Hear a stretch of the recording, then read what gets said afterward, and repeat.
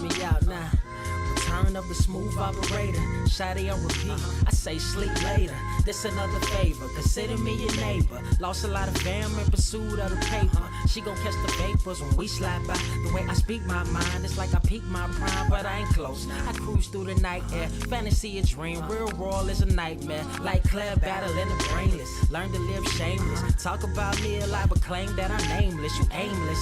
So I'ma style on them. They washed up. It's a rap. Throw the towel on them. Gaining miles on them. Otakus for the win. Tacos, it depend on the mood that I'm in. Like Finn when it's time for adventure. This some new blue. Get ready to enter my mind for a few. Come and take a ride with the crew. I'ma show you how to recoup days lost when you vibe with the blue. Come vibe with the blue. Yeah, about time to regroup. Fly, got my eyes on the view. Never hear lies, only truth. Realize why they vibe with the blue. Vibe with the blue. Vibe with the blue. Vibe with the blue. Vibe with the blue. Vibe with the blue.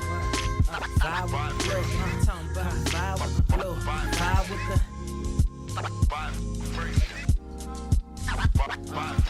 vibe with the sky. Wait, you know the rest. I'm blessed. I see you frontin' like you ain't impressed, but I still get requests. I'm playing Zelda on the GameCube. I quit spamming my music. Don't ever try forcing the links. That's a high rule. The wind waker, Mother Nature on my side too, controlling the elements. Go and check my avatar. I'm arrows ahead. Get the point. Moving forward, the battle scars accumulated over time are reminders of what I went through as a miner. But made me a grinder. The trees broke down for this loose leaf. If life's a game of death, I'm Bruce Lee. Ooh wee.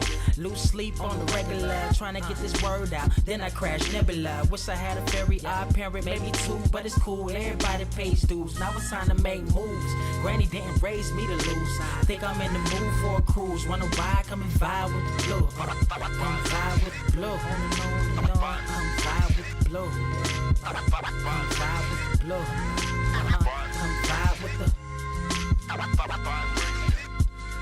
Check this out, y'all. I'm back spazzing like the elderly. Worth of my cousin Beverly. Never swear away from the truth. Just ask Heather. Be weather, be tripping. Starting to control like our destiny. Always give you the best of me until the death of me. My weaponry is a paintbrush. Hush, don't tell my secret. They get a hold of it. If you leak it, get it.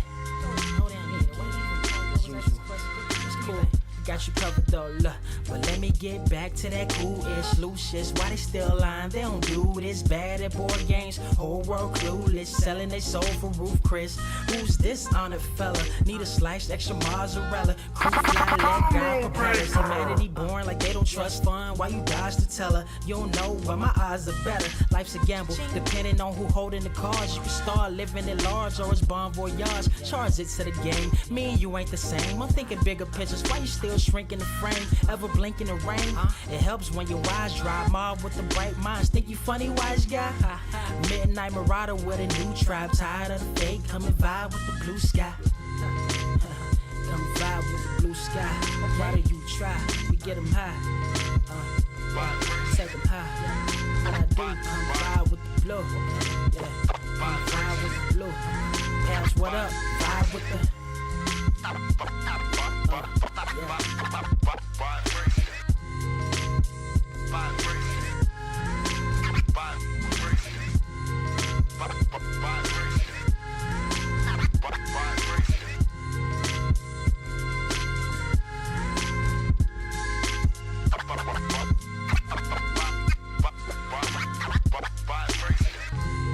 Motherfucker, are you out of your damn mind?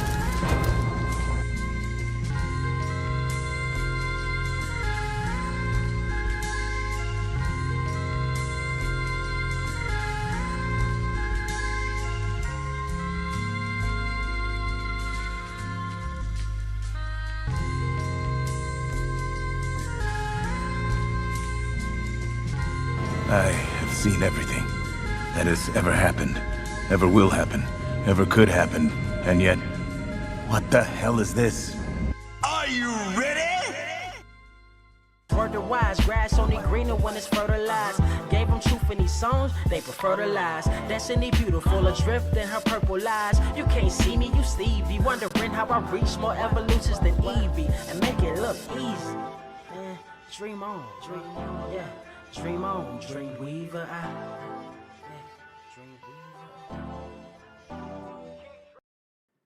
What is up, Earth's mightiest subscribers? It is your boy Ernie, the Blerd Without Fear. Got the homie Carter presents. Welcome to episode 271 of the Blerd Cave, the #1 comic book news stream on this or any other Earth in the multiverse that you can find on Google, Amazon, iHeartRadio, Apple, I don't know, Spotify, Timbuktu, pretty much anywhere you can find a good podcast. Which, by the way, if you do, make sure you leave us a rating. Helps us find more listeners just like yourself. Man, we got a good show today. I mean, we always have a good show, but I mean, I think this is a particularly good one today. We're going to talk about some stuff, talk about some comic book news. But before we do, Carter, how you doing? I'm fucking hot. Well, when you put it like that. It out of nowhere just got hot in Los Angeles. So now there's been a lot of heat advisories where, like, last night's low was 86. Ooh. And I think, yeah. Wait, the low? Yeah, the low. Yeah, see, I can't fuck California. Was 86. I think today is going to be like 101 or 102 or some shit like that. So it's just like, ugh.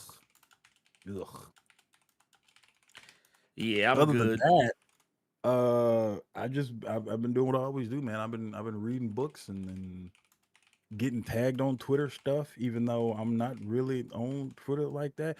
I made one comment on Rob's tweet, and now just a bunch of motherfuckers bugging me on Twitter. Oh, damn. So I'm good.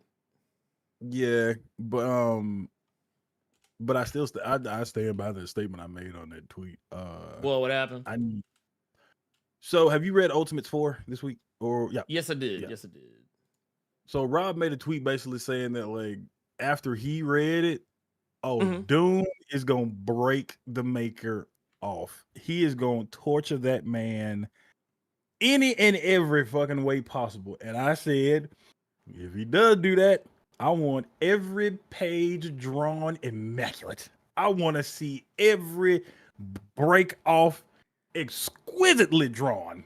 And there was just some other people that agreed with me. But Carter's back on Twitter. No, I just saw a quick statement that I agree with Rob on. No, Twitter is literally just where I follow the deals pages so I can get me some shit off of Amazon accidentally priced. You are better than me because like someone, like, there have been some people, like, I'm not trying to be ugly. I'm just saying this so people will stop. It feels like the moment I said I was getting the fuck off Twitter, everyone decided that they wanted to DM me and ask me personal questions.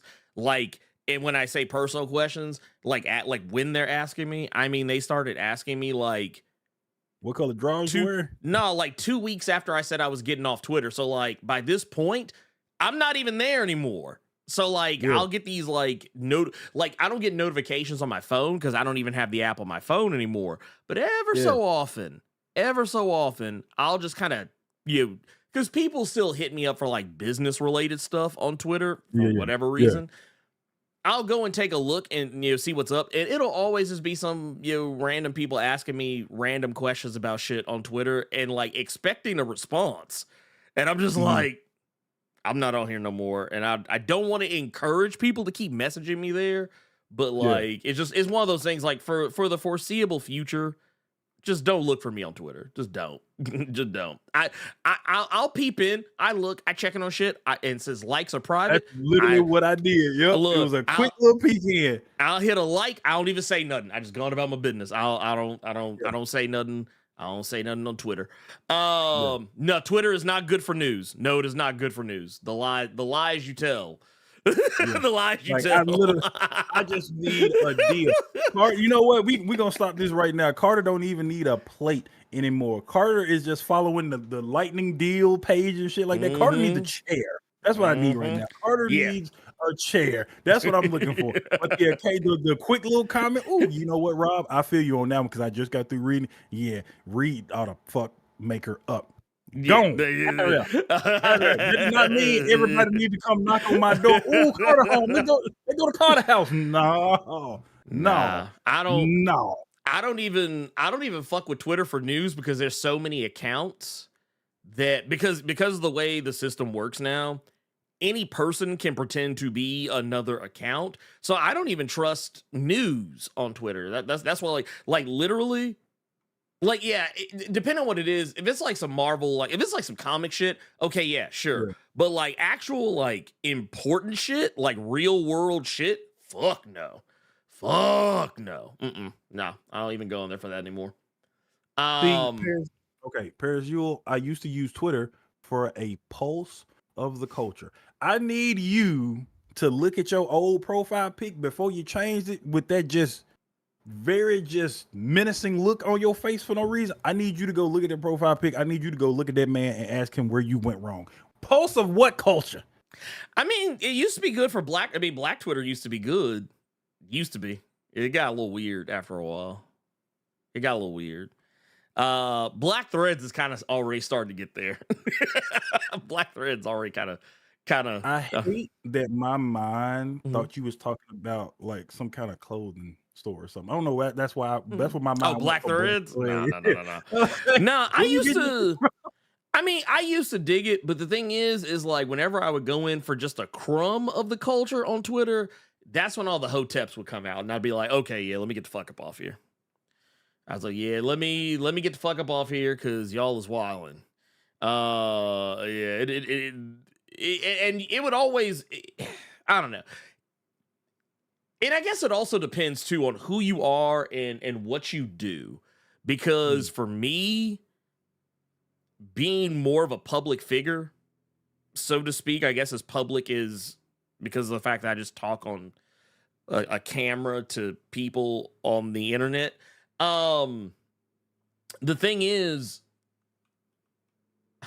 if I say something that's any like the least bit like it could be medium spicy, it could be medium inflammatory, and it only takes like once you, this is gonna sound kind of nasty, but like if you get this is what I've noticed when you on Twitter, if you reach a certain threshold of engagement with a tweet, that's when a certain subsector of people are going to start coming in that I don't like dealing with.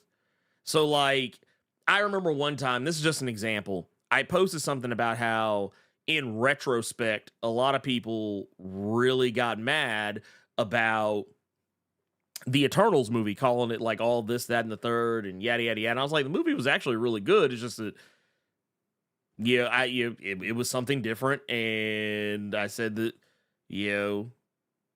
MCU, supposed MCU fans claim they wanted something different. Eternals was different, and it actually was not a stock standard, Marvel movie following the Quotey Fingers Marvel formula. And a lot of people agreed. But once that tweet hit 1,000 likes, that's when all the chuds and the racist and the trolls and the nerd cells started showing up. And that's why I'm talking. That's why I don't fuck with Twitter, because I was starting to reach a point where that was starting to become a normal occurrence for me. And I was like, I don't like that. That was such a long time ago when Eternals dropped. I remember when I showed you that Tyrone Magnus goofy shit, and I remember the look on your face. Then you fast forward to now, and now everybody knows. Like that goofy ass meme is just a part of this, like, oh yeah, tapestry of the Blerd Cave stuff. Now, just think about how long ago. Like I remember the day I showed you that doofy ass shit, and then you fast forward to now. My mind is just like, bro, like how time flies. Now that's just a part of just showing like the dummies of just this whole thing. And you know what? Yeah. I will apologize about complaining about the heat. Brian is saying that it's 93 here in Florida, and I know that if it's hot in Florida, it's probably hot in the M. And oh yeah. Y'all heat is different. This heat is annoying. That heat back home in Florida, hey, how you doing, Brian? He might just hit him in the mouth. It's just just that kind of heat. Like that's the kind of heat that make you mad. It's 97 in Miami. You, That's Mr. Debo Overdose, heat. you are overdosing on heat right now. See, and y'all, you know what? Fuck y'all. Y'all got AC. Yeah, y'all kiss my ass. Y'all got AC. Y'all got AC, yeah. Well, Yeah, so yeah. stay cool, people. Stay cool the best way you can. All I have is this little ass fan behind me, and I got to hope some wind comes in this fucking window at some point. You know what? That's some shit. I don't remember where. This is kind of a almost a tangent. I was telling Carter last night. I watched. I finally sat down and watched the Deliverance, the new Lee Daniels joint. And it was one point we're sitting there watching it, and we're like, man, why are they leaving the door open? Why they ain't got no screen on the door? They just got the door sitting like the door wide open. I was like, where? Like I didn't pay attention to where they lived. But like I was like, man, it must be like hot in the motherfucker and no AC for them to just leave the door open like that. Because I said, not in the South. That can't be the South because man, somebody would have been like, girl, you letting all my air conditioning out. You air condition the whole neighborhood. That's what somebody would have said if they lived in the South. So I know they could not have lived in the South. No, there's no way. There ain't no way. I'm gonna tell you. So you finished the movie, right? Yeah, I finished it. Okay, let me tell you what made me mad. Seeing Monique in there with the little boy while he is all straight jacket up and tied up. Mm-hmm. Only for him to get out of that shit and then have like flashbacks to Mayday Parker and Mary Jane and start climbing on the goddamn wall. And then Monique just still standing there. Mm-hmm. And still standing there. And still standing there. Just looking at him. That bitch was there for like 4 business days, just staring at this demon crawling on the wall. That shit made me mad. Like, I think she forgot that she was supposed to be out to sea. That's why I cannot watch horror movies and enjoy them like a lot of y'all can. Because that shit irks me. As soon as that boy had the superhuman strength to get out of getting tied up and started web crawl the fucking wall, and she just standing there. She wasn't even horrified. She just looked like she was just confused at what was transpiring. 4 whole business days, but this fool was just standing there, dog. And then the Glenn Close line. I told you, yeah, I'm not watching. That movie. It's funny to me because here's something I've kind of learned about myself and just like and it's kind of why I give stuff like that in horror movies a pass. And it's because it's easy to think what we would do in a situation we've never been in before. It's easy. It's kind of like it reminds me of this old joke I used to hear on Def Comedy Jam when people would talk about how in the 90s black people would always be like, man, if it was me back in slavery, I wouldn't be picking no cotton. They'd be like, nah, your options was pick cotton or be dead. So Yeah, I mean, you'd be shot. you shot, whipped, burned, gelded. I mean, you take your pick, Hey, but like, don't make me make a joke about that, dog. Don't do that. I'm just saying, but I think the same thing when it comes to like horror movies, because I can be brutally honest about this. You never really know what you will do until you see some shit. Like your mind is a crazy thing, and I know for a fact that and I think I've told the story in some modicum of a way before, but I remember being in Florida on a trip. And I was walking we had our the dog that we had at the time. I was taking him out for his little late night piss, and so he could drop a deuce, whatever. And so the place where we're at, there were alligators just like walking around, just like chilling, just out and about. Not like as a part of a feature, but because it's Florida and that's just what alligators do. They just everywhere. But What? Don't say that. Don't say that. You said like it was a feature. Like, no, it wasn't a feature. It just like okay, to give you an idea where we were staying at, if you stood out on like the balcony and looked down to the lake below, the alligators would be watching you. Like there was a couple, like I don't know if they were actually specifically watching us, but like you could see their little eyes poking up out of the water, and there was like a lot of them. It wasn't like dozens, but I mean it was like 3 or 4 of them hoes like right outside our balcony. And the thing is, I don't know if you know this about alligators, crocodiles. They have very good memories. So when they watch you, they pay attention to what you do, and they will remember. They will always remember, like if you do something at a very like set time, they always tell you like if you're in a place where there's regularly alligators, crocodiles, stuff like that. Don't do try not to keep too much of a schedule because they see you pass a certain way, they'll be like, okay, this motherfucker passed the same way, same time every week. Oh no! But that said, I was taking my dog out, who is no longer with us, and. So, let me tell you a little something about the dog before I tell you this part, because this part's important. Dog's name, we always called him Mugen, because he was a very sweet dog, not like the Samurai Champloo character. He was not that type of person. He actually was quite the opposite.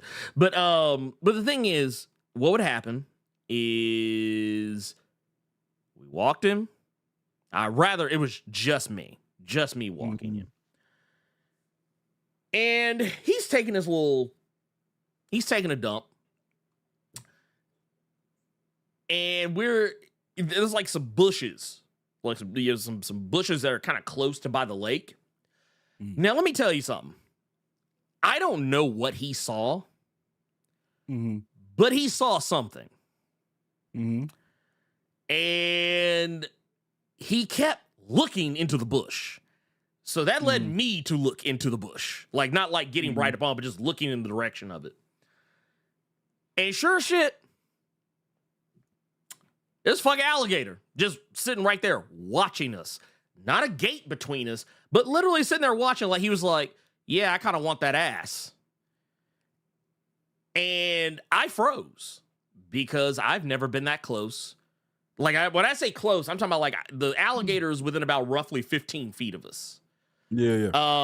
So I froze because I've never, like I said, I've never been that close. Like the closest I've ever been to an alligator, like that was any closer than that, there was some fucking protected glass between us. Just FYI, people, he's not talking about Memphis. There are no goddamn alligators in Memphis. No. He's not talking about Memphis. No. I'm talking about Florida. Like we were deep off in Florida. And no bullshit. Mugen drugged my ass back to the hotel room. I respect the fuck out of that dog. Cause that dog was a black man in a past life and got up out of there. I respect the fuck out of that dog. Nah, truth be told, Mugen was just a coward. He was scared of his own shadow. That's the reality of the matter. Cowardice, I call supreme intelligence. He should be a part of the intelligentsia with the leader in them. Okay, that dog is no, sir.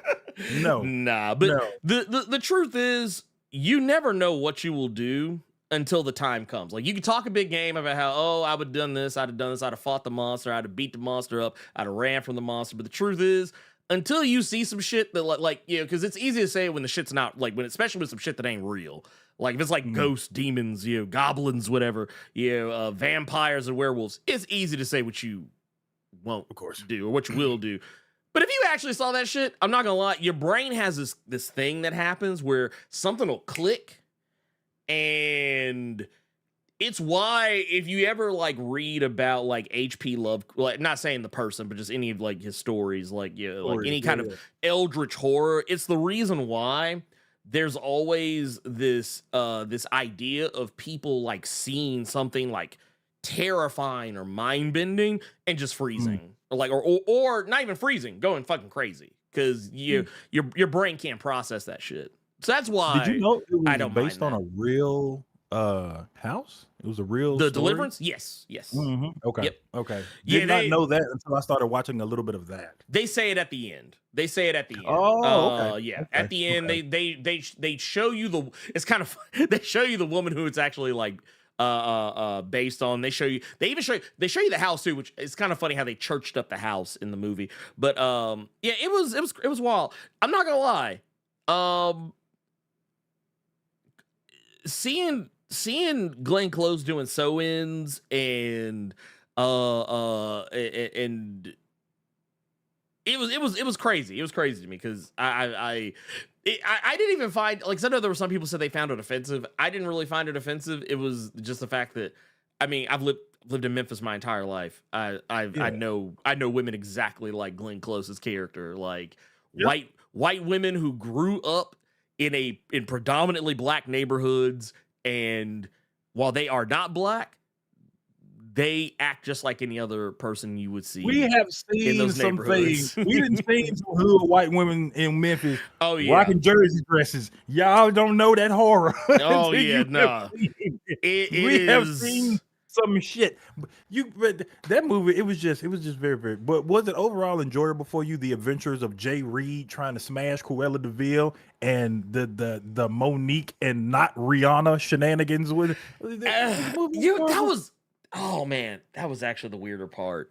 I spent the whole movie trying to tell myself that was not Rihanna. Like, I was like, that's not Rihanna. I was like, it is not Rihanna. I like every time she pops screen, I was like, are we sure that ain't Rihanna? And I was like, it's not Rihanna. I was like, I literally looked at the thing to see, like, it's not Rihanna. But no, I'm gonna tell you what. There's only one part about it I did not like. There's one aspect of the movie I did not like, is that it turned into at the end of the movie, or actually really the third act of the movie turned into this really preachy, like, and I want to make, and I don't know if I've ever said this, I probably have. I am not I'm not a believer. By any stretch of the imagination. I'm a whole atheist. So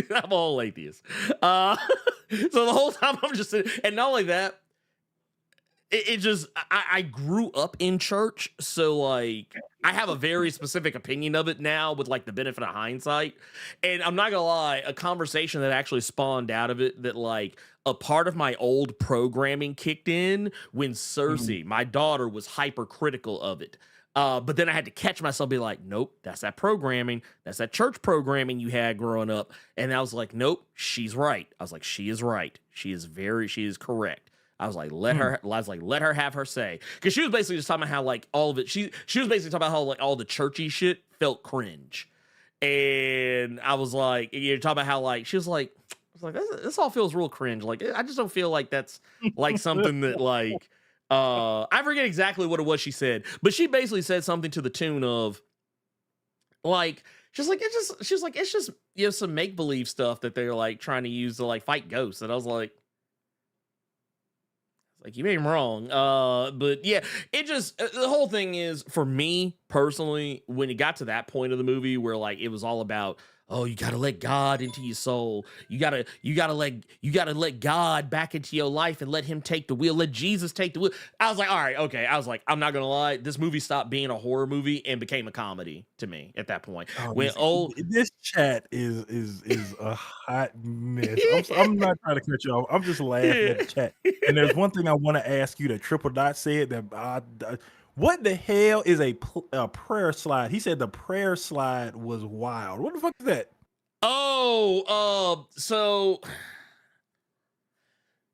I don't know if this is what something like there's a point in the movie where like she getting broke off, not Rihanna. We're gonna call her Renata. Renata is getting broke off. She getting like you ever see in Stranger Things where oh my god, old boy is like got folks in the arm twist and the leg be like they doing that shit to her, and at a point where she started speaking in tongues. And if I remember correctly, she do slide across the screen. Like she like hover glide across the screen. See, this is why I couldn't take the movie too seriously at the end. Cause it's like we were actually joking about this. I have an aunt by the name who we call Aunt Dolly. And she is very sanctified. She is very religious, hyper religious, almost, I would say, like, she is comically religious. And old girl Renata started speaking tongues at the end.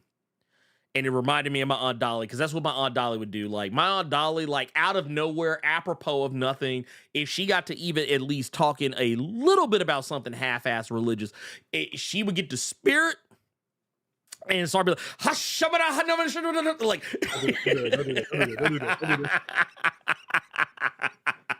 and then, like, yeah, and here's the thing. And that scene happens in that movie, and it goes way too long. Like, that bitch is speaking tongues for what felt like 5 to 10 minutes. I was like, one fact. I want to bring that up.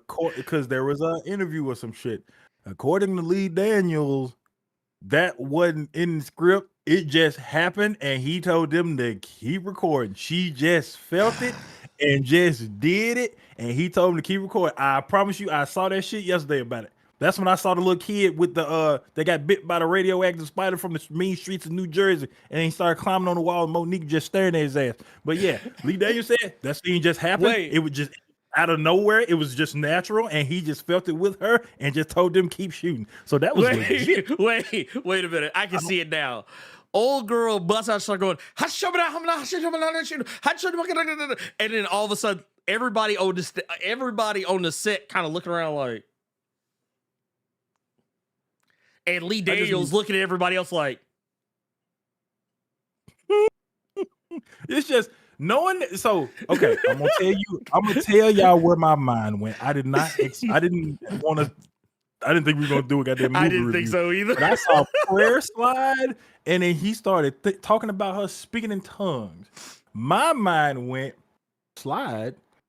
I just envisioned her sliding across the floor like James Brown while doing tongue speaking. That's why I was laughing. Oh yeah. But, oh no. The only thing that didn't happen is she didn't pass out, and like her son had to catch her and be like, we got you, Grandma, we got you. Like, it wasn't nothing like that. But no. To overall, if you take out those last like 10 or 15 minutes, yeah, I thought it was pretty good. But it's a weird movie. It's a very weird movie because, like, I remember when we started the movie just based on the fact that, like, Glenn Close was in it because, like, Cynthia saw the cover for the movie and she saw Monique, Renata, and Glenn Close on the cover. So when she saw it, she's like, is this going to make me hate white people more than I already do? Just for full disclosure, Cynthia's white. But no, I was like, nah. So then as we started watching, she was like, you know what? She's like, I asked the wrong question. I should not have asked if this is going to make me hate white people more than I already do. I should have asked, is this going to make me feel any kind of childhood trauma? Because all the shit that woman was putting her children through. And this is what I think is actually the thing this movie does, that it kind of sidesteps. There's a lot of gross child abuse that they kind of try to pass off as supernatural occurrence, as being the result of a supernatural occurrence. But like, no, that woman had a drinking problem. I mean, they address the fact that she had a problem and that she was a terrible mother. And she does even acknowledge that she's trying to be better, but like by the end of the movie, that's not the message that they try to give. They try and make it seem like it's more the house than it is her. At least that's how I took it. I don't know, but yeah, the whole time I was like, man, there's a part where old girl slapped the shit out of her, so like she backhand the fuck out of her son, and the first thing I thought was she got rings on. I said, you can't do that. And then when she did it, little boy's mouth was bleeding. And he was all like, ugh. I was like, yeah. I was like, this is kind of traumatic. I'm not gonna lie. I was like, I'm not gonna lie. This is like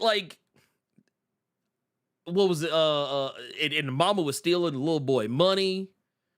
I say little boy, it's the boy from Stranger Things. He ain't little.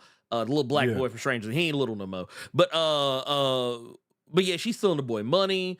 They kind of imply she's abusing the girl on some the daughter on some level, though you never really actually like see it. Though, yeah, one can make a case for it, but it was wild. It was wild. I'm not gonna lie. It takes a while for any supernatural shit to happen. So for the first like 30, 40 minutes of the movie, you just watching this woman abuse her children. I'm just like, it's just a bad mother you watching until the demons pop up. Right. I was like, okay. I'm happy I didn't want to watch that. Yeah. I'm happy I watched I'm happy I watched Chaos instead because that was actually enjoyable. That was Chaos was the good. Jeff Goldblum Chaos was joint. good. Yeah. Okay. Yeah. That was good. Okay. It's only 8 episodes. I don't know Yeah. if you've seen it yet or started I watching. haven't It's watched only it yet. 8, Yeah. but it does keep you wanting to watch the next episode and the next episode and the next episode. Plus, me playing Hades and seeing how this show did those characters was pretty funny to me. But yeah, Bruh. Hades.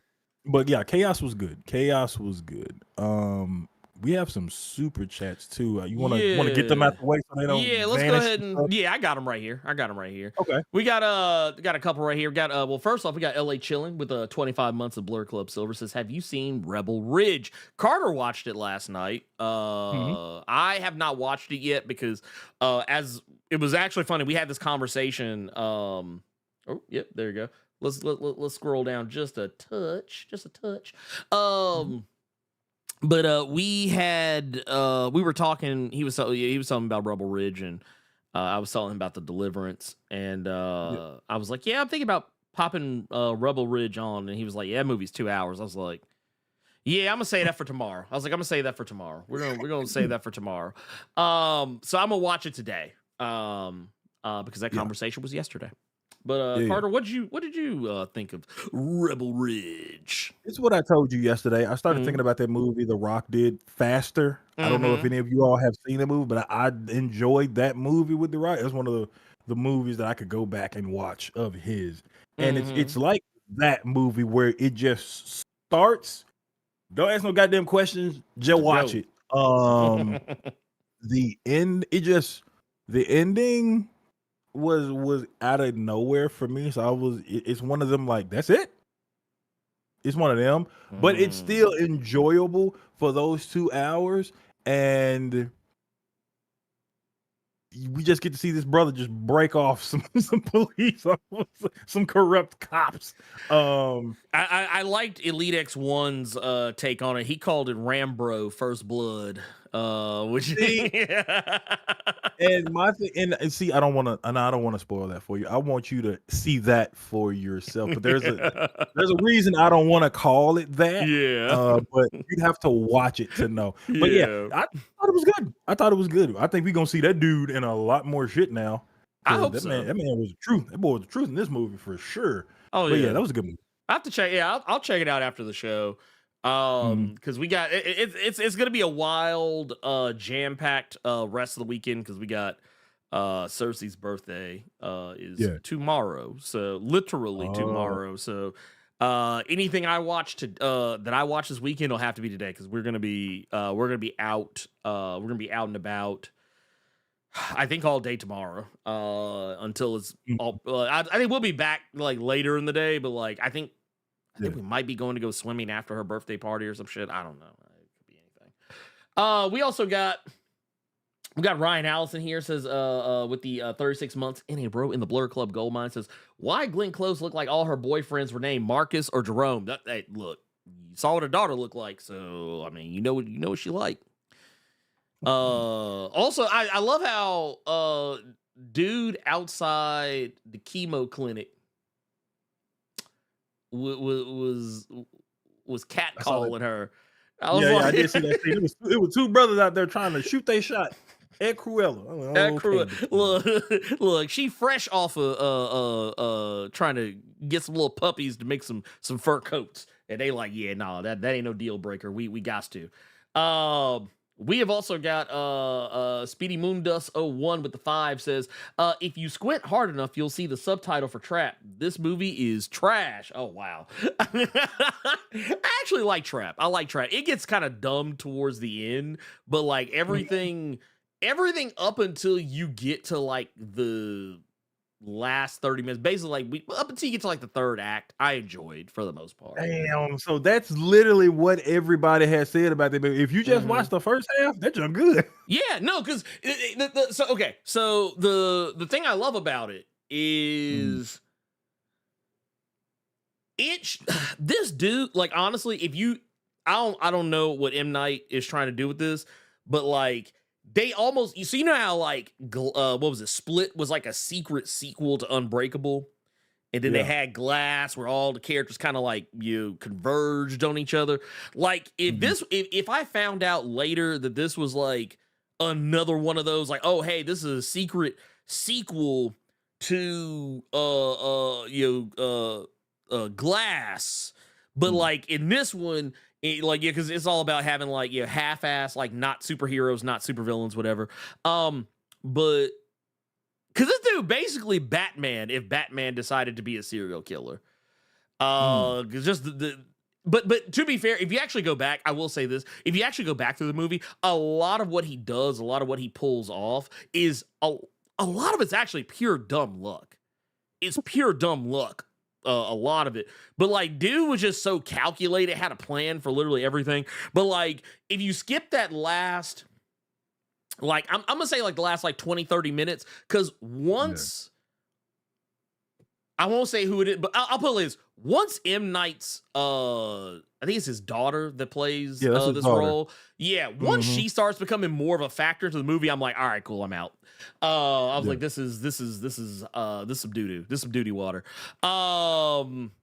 Let's see here. We also got here. We actually it did something weird where some of them are showing up here, some of them are not. So I'm gonna have to like kind of maneuver through some shit here. But here we got LP3 with the 10 says, have you guys had a chance to read Michael Walsh's Frankenstein? I think it was great. Michael Walsh's Frankenstein. No, I have not. I'm sitting here thinking about it now, like, shit, I didn't even know that. I think I did see a Frankenstein book at the shop this week, but I kind of just looked at it and kept walking. I'm not gonna lie to you, but I can check it out for sure. I don't mind reading. I like, you all know I like reading different shit. So yeah. If I can check that out. I'll have to let me here. Let's see. Let's go here. Let's do this. Let's do it like this. I feel like I did see a Frankenstein I saw it. I don't remember where I saw it from. I'm actually gonna. You know what? That's actually a good thing to do. Here, let's do this. Let's do this. This is gonna be the real. This is gonna be the real test. Move out the way, Department of Truth. Move out the way. Let's see here. While you do that, I'm gonna read this one that didn't pop up for you from Thomp 10. Oh, I have it. It's not on here. Oh, okay. It didn't pop up on that. Okay, you got it. Yeah, cool. I have it. It's not on this. Is what I meant to say. But no, carry on, please. Yeah, he's saying, hey, do y'all remember that old movie tie-in X-Men 2 video game where Mark Hamill played Wolverine and it had nothing to do with the movie? Yes, I do. That was X2 Wolverine's Revenge. I remember that game because I played a little bit of that game. It had X2, Hugh Jackman on the cover, the X-Men Cerebro door. No, Wolverine got some kind of virus in him. He got the cure in like 24 hours or he gonna die. Hey, got nothing to do with the movie.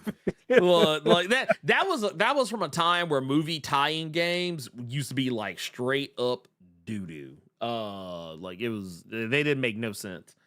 And we got let's see here. Here we'll actually pull these up the old way because I have them right here. Let's see here. We have got one here from Weedman Wade. It says Carter DC got me. I do indeed love John Kent now. I couldn't stand him 6 months ago. I told you. DC don't care that y'all don't like him or how y'all feel about anybody that they putting out there. You gonna like them if they want you to like them. They didn't want you to like Sideways. That's why they got him the fuck up out of here. But John Kent, y'all gonna like John Kent. You see you gonna like John Kent. They gonna hold your motherfucking eyes open like them Saw torture movies and shit. Your eyes gonna be looking just like that at that goof ass costume that he wears where his daddy's looks better. But no, you gonna like John Kent. Right here. Just you gonna see a bunch of JONs all over your goddamn screen. You gonna like John Kent, big dog. I told you. You know what they gonna do to you? Because we were watching Tales from the Hood the other day. Remember how they had old boy hemmed up on the table where they had the strobe light going off and they were showing them all them random that's all it's gonna be. Like, you gonna team from Oisha. Yeah. We finna be a bunch of fucking super sons with Damien cut out. And it's gonna be Oh, whooping yes. Injustice Superman all over the goddamn room. That's how you gonna see John. Oh, that's it. You don't know Oh, why yeah. you naked and shirtless in this chair, but you better be looking at John Kent while you're shirtless and naked in this chair. Oh yeah, Boom. they gonna have a tube going down your throat and a tube going up your nose with all kind of nasty shit going No up in it. reason And then- whatsoever. yeah, for But no reason. And better your let ass John gonna Kent. be spinning. The table gonna be spinning for no reason, and number No John Kent above you. You gonna be just like, and when you walk in, and when they let you go, you gonna be like, man, you know John Kent the truth. You know, I used to hate on that motherfucker, but I mean, yeah, no, he the truth, man. I take everything back. John Kent Ooh, lit. Sir Yuri G. Sir Yuri G hit the nail on the head. That Blanca programming from the Van Damme Street Fighter movie. It's gonna be for Marty Farrell in the chat talking about he hate John Kent. You gonna get that programming. Oh, DC yeah. gonna make you They like gonna make- John Kent, big dog. They gonna make you like John Kent. You hear how close I am to this mic? DC Comics ain't playing with you. Detective Comics LLC ain't playing with you, big Nope. dog. You gonna like John Kent, fella. You gonna like him. Yeah. By the way, Weedman Wade, thank you for that. 1999. Super chat. We appreciate you, man. Let's see, man. We've also got Ed Boy. We got Ed Boy in the cut. Here with Tid says, are y'all interested in Ram V and Evan Eagle's New Gods? It's my most anticipated book of the winter. If you want a peek at what these two can do, check out Dawn Runner from Dark Horse. I like Dawn Runner. I've never been a New Gods guy. I've never been a New Gods guy. That's why. Like, New Gods is one of those things I'm just kind of like, okay. So after the Venom run with him and Al Ewing put a bad taste in my mouth, Mm-hmm. I have heard nothing but praise from the detective run that he is doing right now. Yeah. And it's kind of tit for tat. It's either I hear that Raphael Albuquerque is making gorgeous covers for the book and don't hear shit else, or I hear that Raphael Albuquerque is doing gorgeous covers and then Ram V is killing it on the story. So I'm just gonna start his book, his detective run this week, because that's what happens when there are writers that we don't, or that let me not speak for him. But if there is a writer I don't really vibe with on a certain book, then I will go read other things that they do, and that's how I became such a huge fan of Cullen Bunn's Magneto and the other shit that Cullen Bunn has done. They you gonna like, man. It's like, you gonna like New Gods. They gonna get it. Look, they say you gonna read this New Gods whether you like it or not. Carter, let me ask you a question. Did you read Absolute Power this week? Yes. So you mentioned Sideways, so it got me thinking about something. See now, I thought that was him. Okay, all right. So you know exactly where I'm going. Yeah. So for those that do not know,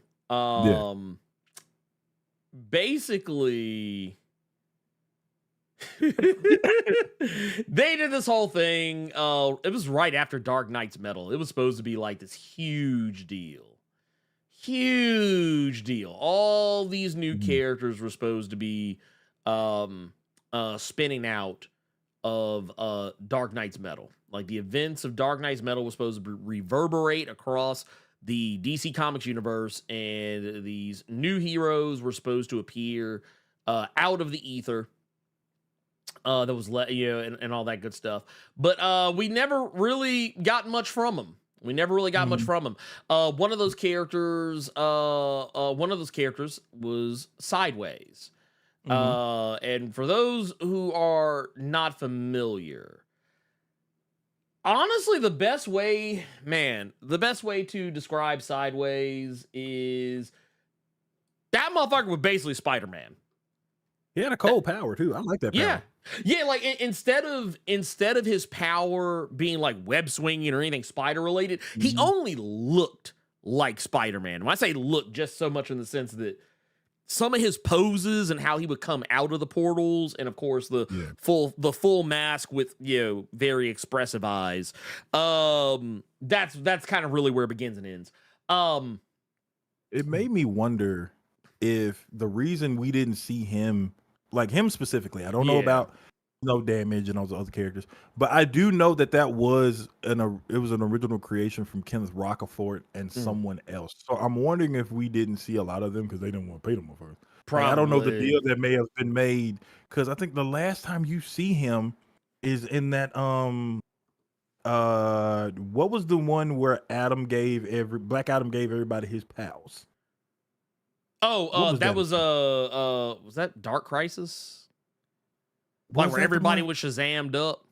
Yeah. That's literally That's the last time I saw in him. the cut somewhere, and then the artist accidentally drew Black Adam as Dwayne Johnson. Yeah. That was it. That was the last time I've seen him. But yeah, that was a cool character, cool book, the cool art. They dropped the ball. They dropped the new ball. Age of Heroes that they don't do nothing with. No, like the only book I think that actually got any love was the Terrifics. That was the only one, and that's because that book was. I mean, it was not to say the others were bad, but Terrifics like stood head and shoulders above all the other books, in my opinion. So like they showed off this cat, right here. Well, actually, it's two of them, but like you got big ass flaming werewolf named Kadejos. And we've also got this. I think what actually made it worse is that the chains are actually on the werewolf, but the way this was drawn, it looked like he holding it. It looked like he holding the chain. It looked like he holding it. Yeah, I'm gonna zoom in just so y'all know, like he ain't really holding it. The chain is actually in front of his hand. He ain't holding the motherfucker. The wrist. He doing this. Yeah, he doing that. So, but it looked. But if you ain't zoomed all the way in, bruh, when you read that motherfucker like this, he's swinging. He's swinging on that chain. So I think that shit was done intentionally. That shit was done intentionally. But but we had his name is Rana Dorada. That's his name. And I don't know, man.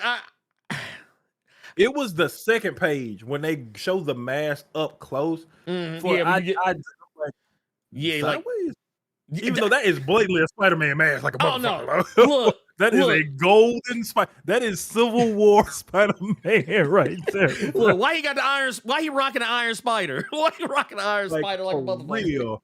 But yeah, I was right there with you. Okay. I thought it was just me. Anyway. I was like, damn, I said, man, DC stopped giving a fuck. They'd have put you know what kind of didn't help is so okay, I'm gonna actually tell you what else it looks like, and I wonder if they're gonna tie this into it. I'm gonna pull this back up. Okay. So if you look at him closely, I could also make a case for this being a Red Hood mask that this motherfucker like repurposed into a Spider-Man mask, and you look at like his jacket with the hood on the back, and I'm like, this motherfucker robbed Jason Todd? Did he hit Jason Todd for his fit?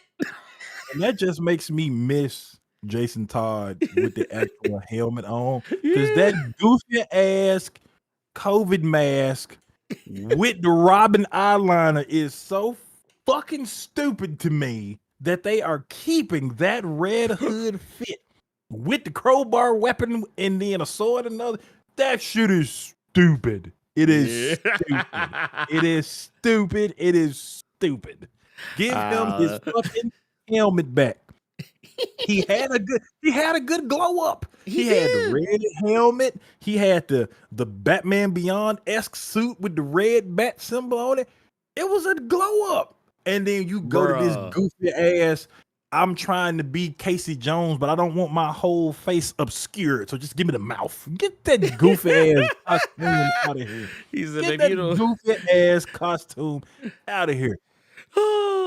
No, I feel you. I feel you on that. I'm not I don't have any personal opinion about the look. I just don't care. It's one of those, I know they're going to eventually end up just going back to the old one, like at some point. I sure as shit hope so, because Lord.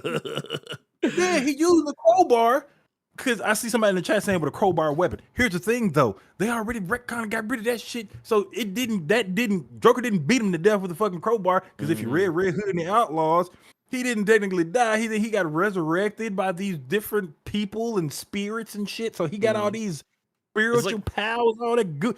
They've been doing some goofy shit with Red Hood. I ain't gonna hold you. Well, I don't even want to go into detail about it with you, Ernie, because your face is gonna do that shit. You just gonna hit one of them real quick, and then I'm gonna be like, imagine being a motherfucker that was reading it when it would come out. Oh God! Look, be sitting here looking like I have seen everything that has ever happened, ever will happen, ever could happen. I want to drop on a clues bomb. What the hell is this? Whoever made this new Red Hood costume, but I literally want to drop the bomb on you for that goofy ass costume. Okay, this is not in celebration of you making that costume for him with the COVID mask. Oh no, I want to drop the bomb on you for okaying it.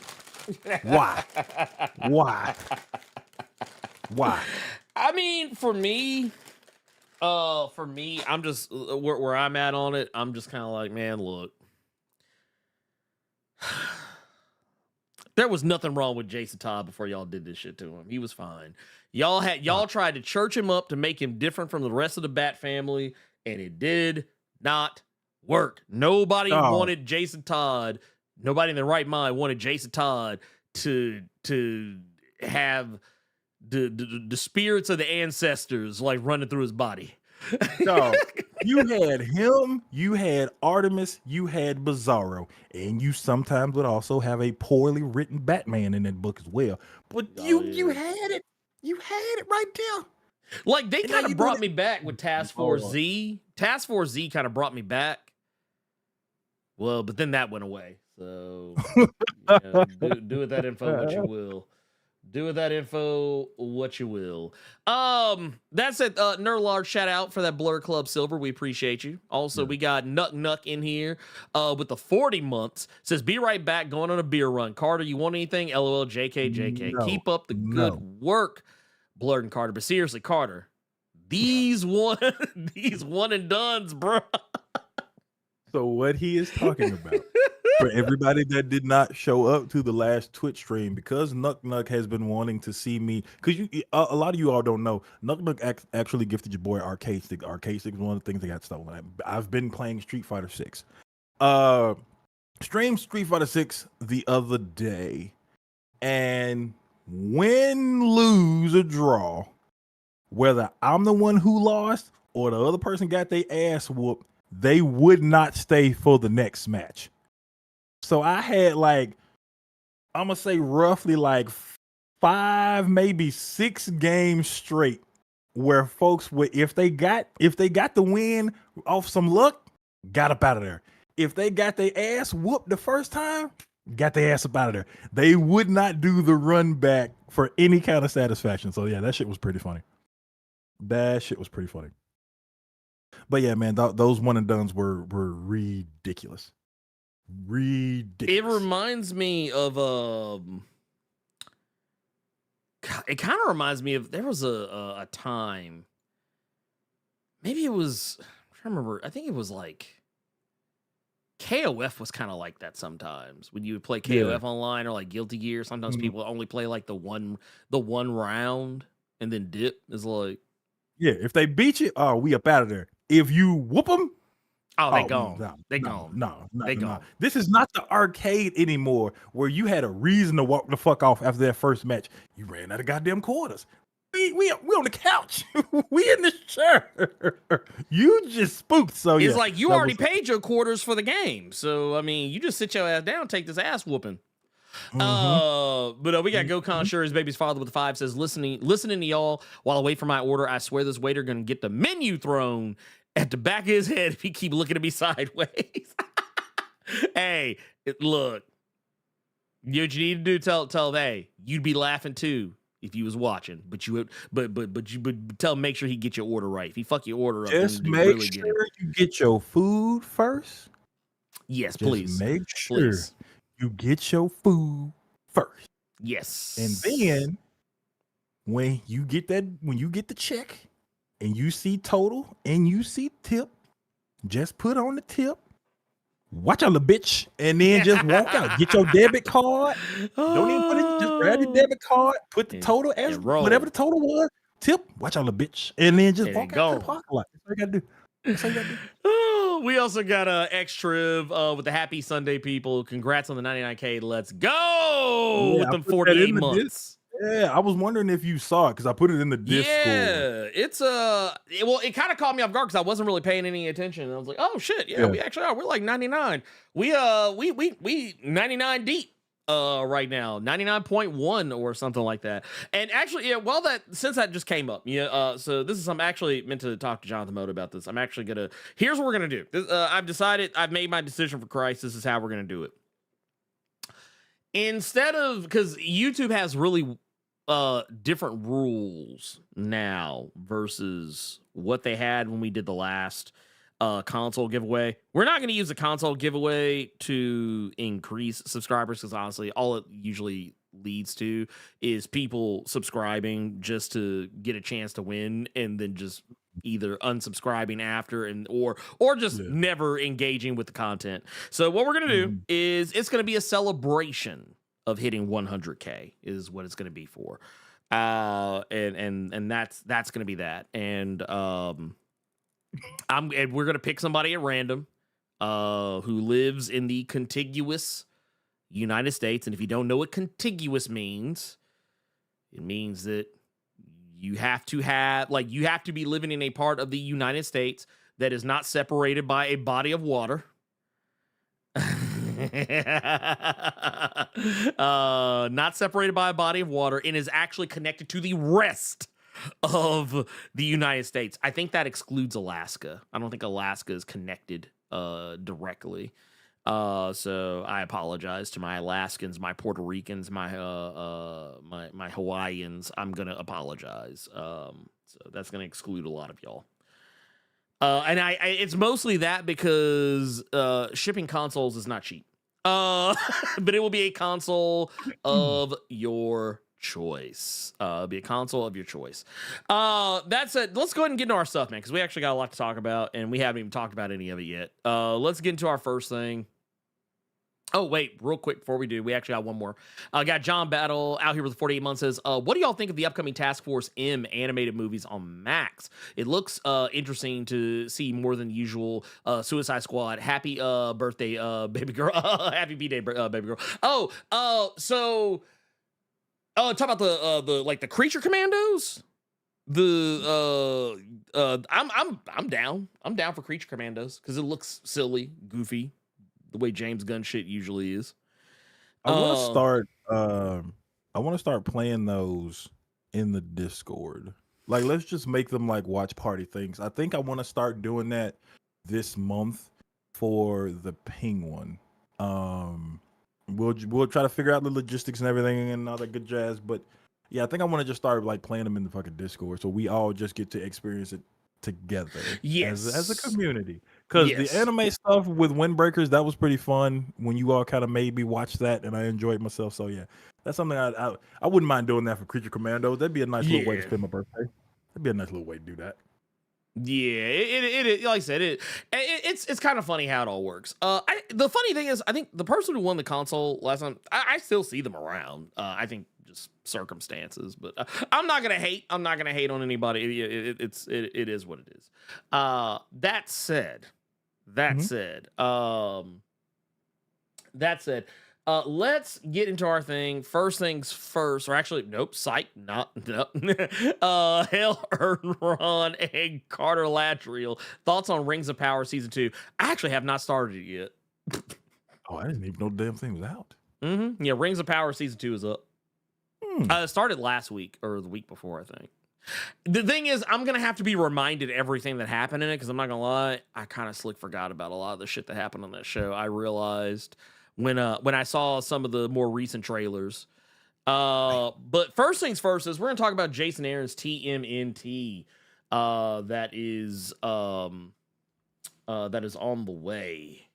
Yes. Jason Aaron's TMNT looks to be something I think a lot of people probably aren't going to expect, just because it's, what's the best way to put it? Yeah, we talked about before how, and this is an issue that comes out literally this coming week, just putting that out there. But it's going to be something that I feel people aren't going to be terribly prepared for, just because, we're looking at this whole setup where each of the first 4 issues is going to focus on an individual turtle. The first one was Raphael. This one's going to be Michelangelo. And I think the reason why people aren't going to be ready for this is because this isn't going to be the typical Michelangelo you are used to seeing. This is going to be a Michelangelo that's kind of going through some shit. He's living his best life, sort of, but he's also going through some shit. The turtles are all separated. They are not together. As we have seen over the course of the previous issue. It's heavily implied that something happened that led to them all to deviate from one another. Whether or not it's tied to any of the stuff that they learned during Armageddon game is another story altogether. Which it would seem like such a weird choice. I'm not going to lie. The more I think about it, I'm like, it seems like a weird choice because they kind of seem like they realized it didn't matter. But ultimately, they learned during the events of Armageddon game that the turtles themselves are basically a singularity of chaos and energy and shenanigans, and that they drag people into their orbit. Like people get drugged into the concert of their chicanery, whether they mean for those people to be drugged into it or not.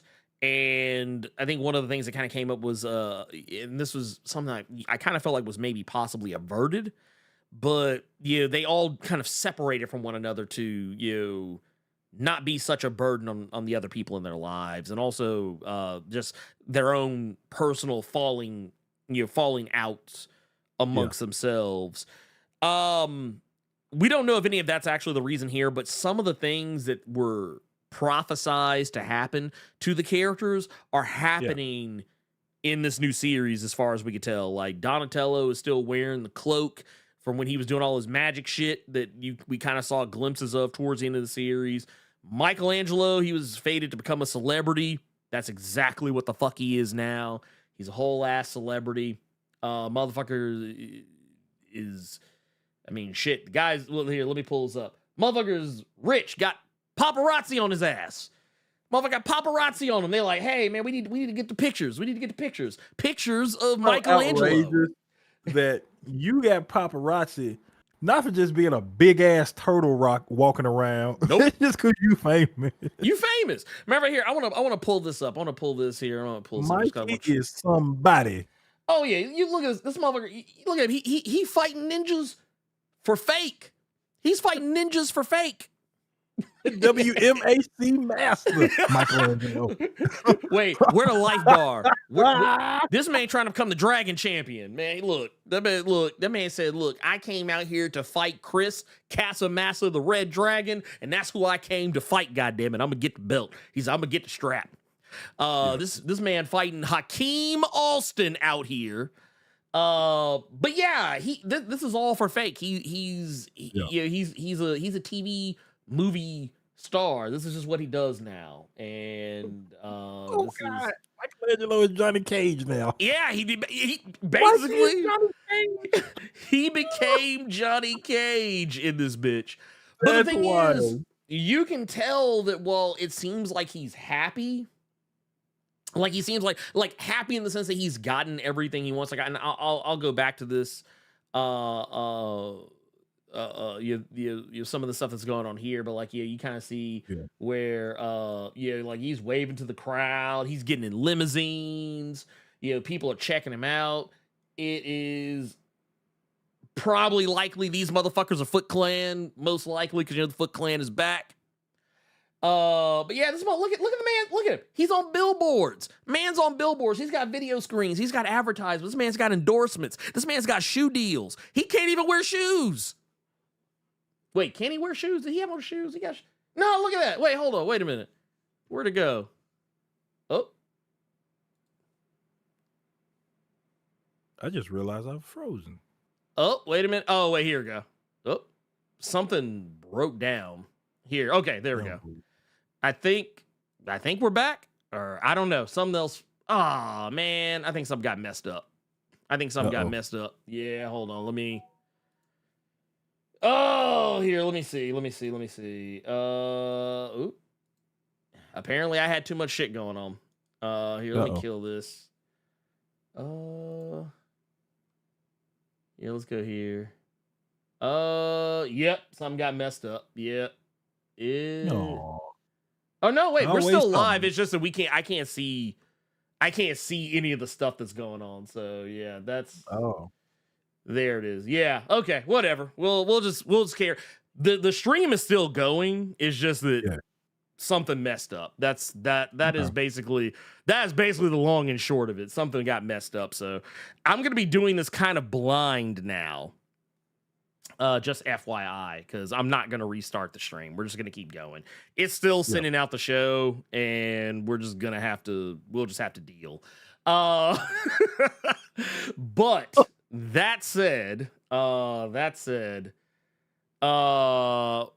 me, for me, the thing that I'm kind of feeling here is just that we have got what is effectively Michelangelo kind of on the struggle bus right now.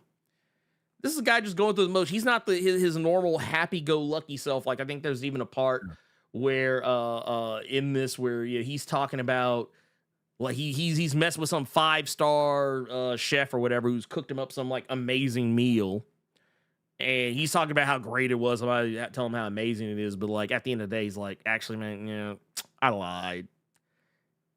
He's like, this ain't got shit on hanging with my homies, with my bros, eating that pizza. He got that celebrity he wanted, but there's still that emptiness there because he can't really share it with anybody. I got you. Yeah, it's messed up. That sounds more Jason Aaron, because I will say when it came to the Michelangelo issue, I couldn't for the life of me think of anything happy-go-lucky and fun that Jason Aaron has written. No. So it was going to kind of be it was going to be a little bit weird for me to read a happy-go-lucky Mikey issue, because if it was good, then I need to see more of this from Jason Aaron. So seeing that there were some other layers to that sounds like something Jason Aaron would do. So I'm way more interested in this issue. Especially after what they did with the first one. The setup. Because have you read the most recent issue of oh god, what was it? Of the new Foot Clan book. I didn't know there was a new Foot Clan book. Yeah. So basically what they did, it's the Untold Destiny it's Teenage Mutant Ninja Turtles, The Untold Destiny of the Foot Clan. I'll pull it up here. Oh, I've seen it, but I haven't read it. Okay, that I've seen it. I just haven't read it. I didn't see that cover. That cover looked kind of it's so basically okay, so the funny thing about it, it's kind of weird how this works. Some of the stuff that's happening right now, some of the stuff that's actually going on with the current crop of books, you would almost not realize, because they haven't really done a good job of advertising it as such, but like this is not like stuff that is tangential to the initial 150 issues. I mean, it is, because all of it's continuous, but like, all of this is set up. Everything that's happening in this book is set up for Jason Aaron's Turtles books, because it basically showcases why Karai is, or not, it doesn't really showcase exactly why, but it gives you a hint as to why she's reneging on the deal between herself and the Turtles. By the time you get to the end of that 150 issues, the Foot Clan and the Turtles aren't even enemies anymore. Like they're kind of on pretty much like a truce. And for the most part, staying out of each other's way. Frozen again? Oh, let me see. What?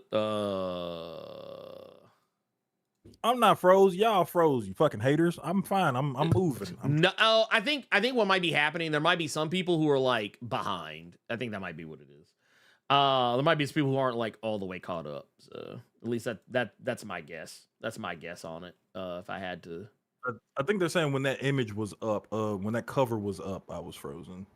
Oh, gotcha. I thought you were just standing perfect. Well, I can't even. I could not even. Yeah, see yeah. it. So here, what we But do? yeah, We'll look, just. It'll be a less say- visual affair. But yeah, Yeah. it's Yeah, But back to your point though, but the Foot Clan, they hadn't been a thing for a while, shit, since Splinter started running the show, and I think that's when a lot of people started jumping onto the book. Like, wait a minute, Splinter running the Foot Clan? Hey, that sound kind of tight. So I think, yeah, they haven't been a thing for a little bit, or as big of a thing. I think they've only been a thing in like the last Ronin, to be honest. Yeah. Well, because by the time you got to Armageddon game, the Foot Clan was there, but they weren't the bad guys, and they were not. They also were kind of more background players, more than anything else.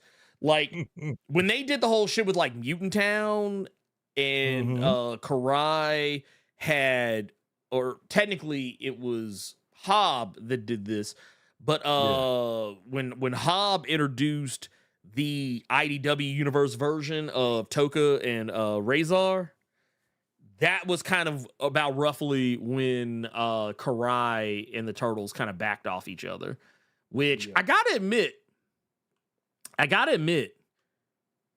you can say what you want about Toka and Razor in Ninja Turtles 2 Secret of the Ooze, but goddamn, they were actually kind of cold in that IDW book. They were kind of fucking cold.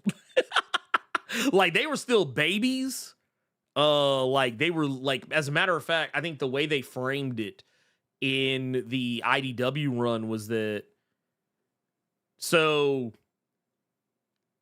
when they were mutated in the movie, they were referred to as babies, having like the mindset of babies because they were technically supposed to be like baby versions of the animals that they were supposed to be turned into or whatever, even though technically at one point they later get turned back and they're not like I don't know, it's weird. Don't read too deep into it because otherwise it all falls apart. But in the IDW universe, they are actual children that got mutated, like actual baby, like actual like toddlers that got mutated into the big ass monsters that they are. And I thought that shit was so cold because they were dunking on Bebop and Rocksteady. They were dunking all over the motherfuckers, which was so funny considering like you were saying like they were cold in this, and I knew to put some respect on this book just off of how just ruthless Bebop and Rocksteady was. They fucking beat Donatello ass to death. Yeah. So just to see them get cleaned up by these two. Well, the thing is, I think what was it? Because even Karai tried to like, I mean, to be fair, they viewed her as their mother, which I thought was kind of funny in and of itself. But yeah, it was, that shit was wild. That said, I'm looking forward to what Jason Aaron's got. He's clearly got a plan. He's clearly thought this shit out. It's just that we're gonna have to just wait and see what some of it is, going into it. But yeah, I'm excited. My only negative, and it's not even a fucking negative. This is just me being nitpicky. When you originally showed those images of how that shit looked in black and white, I really wanted it in black and white.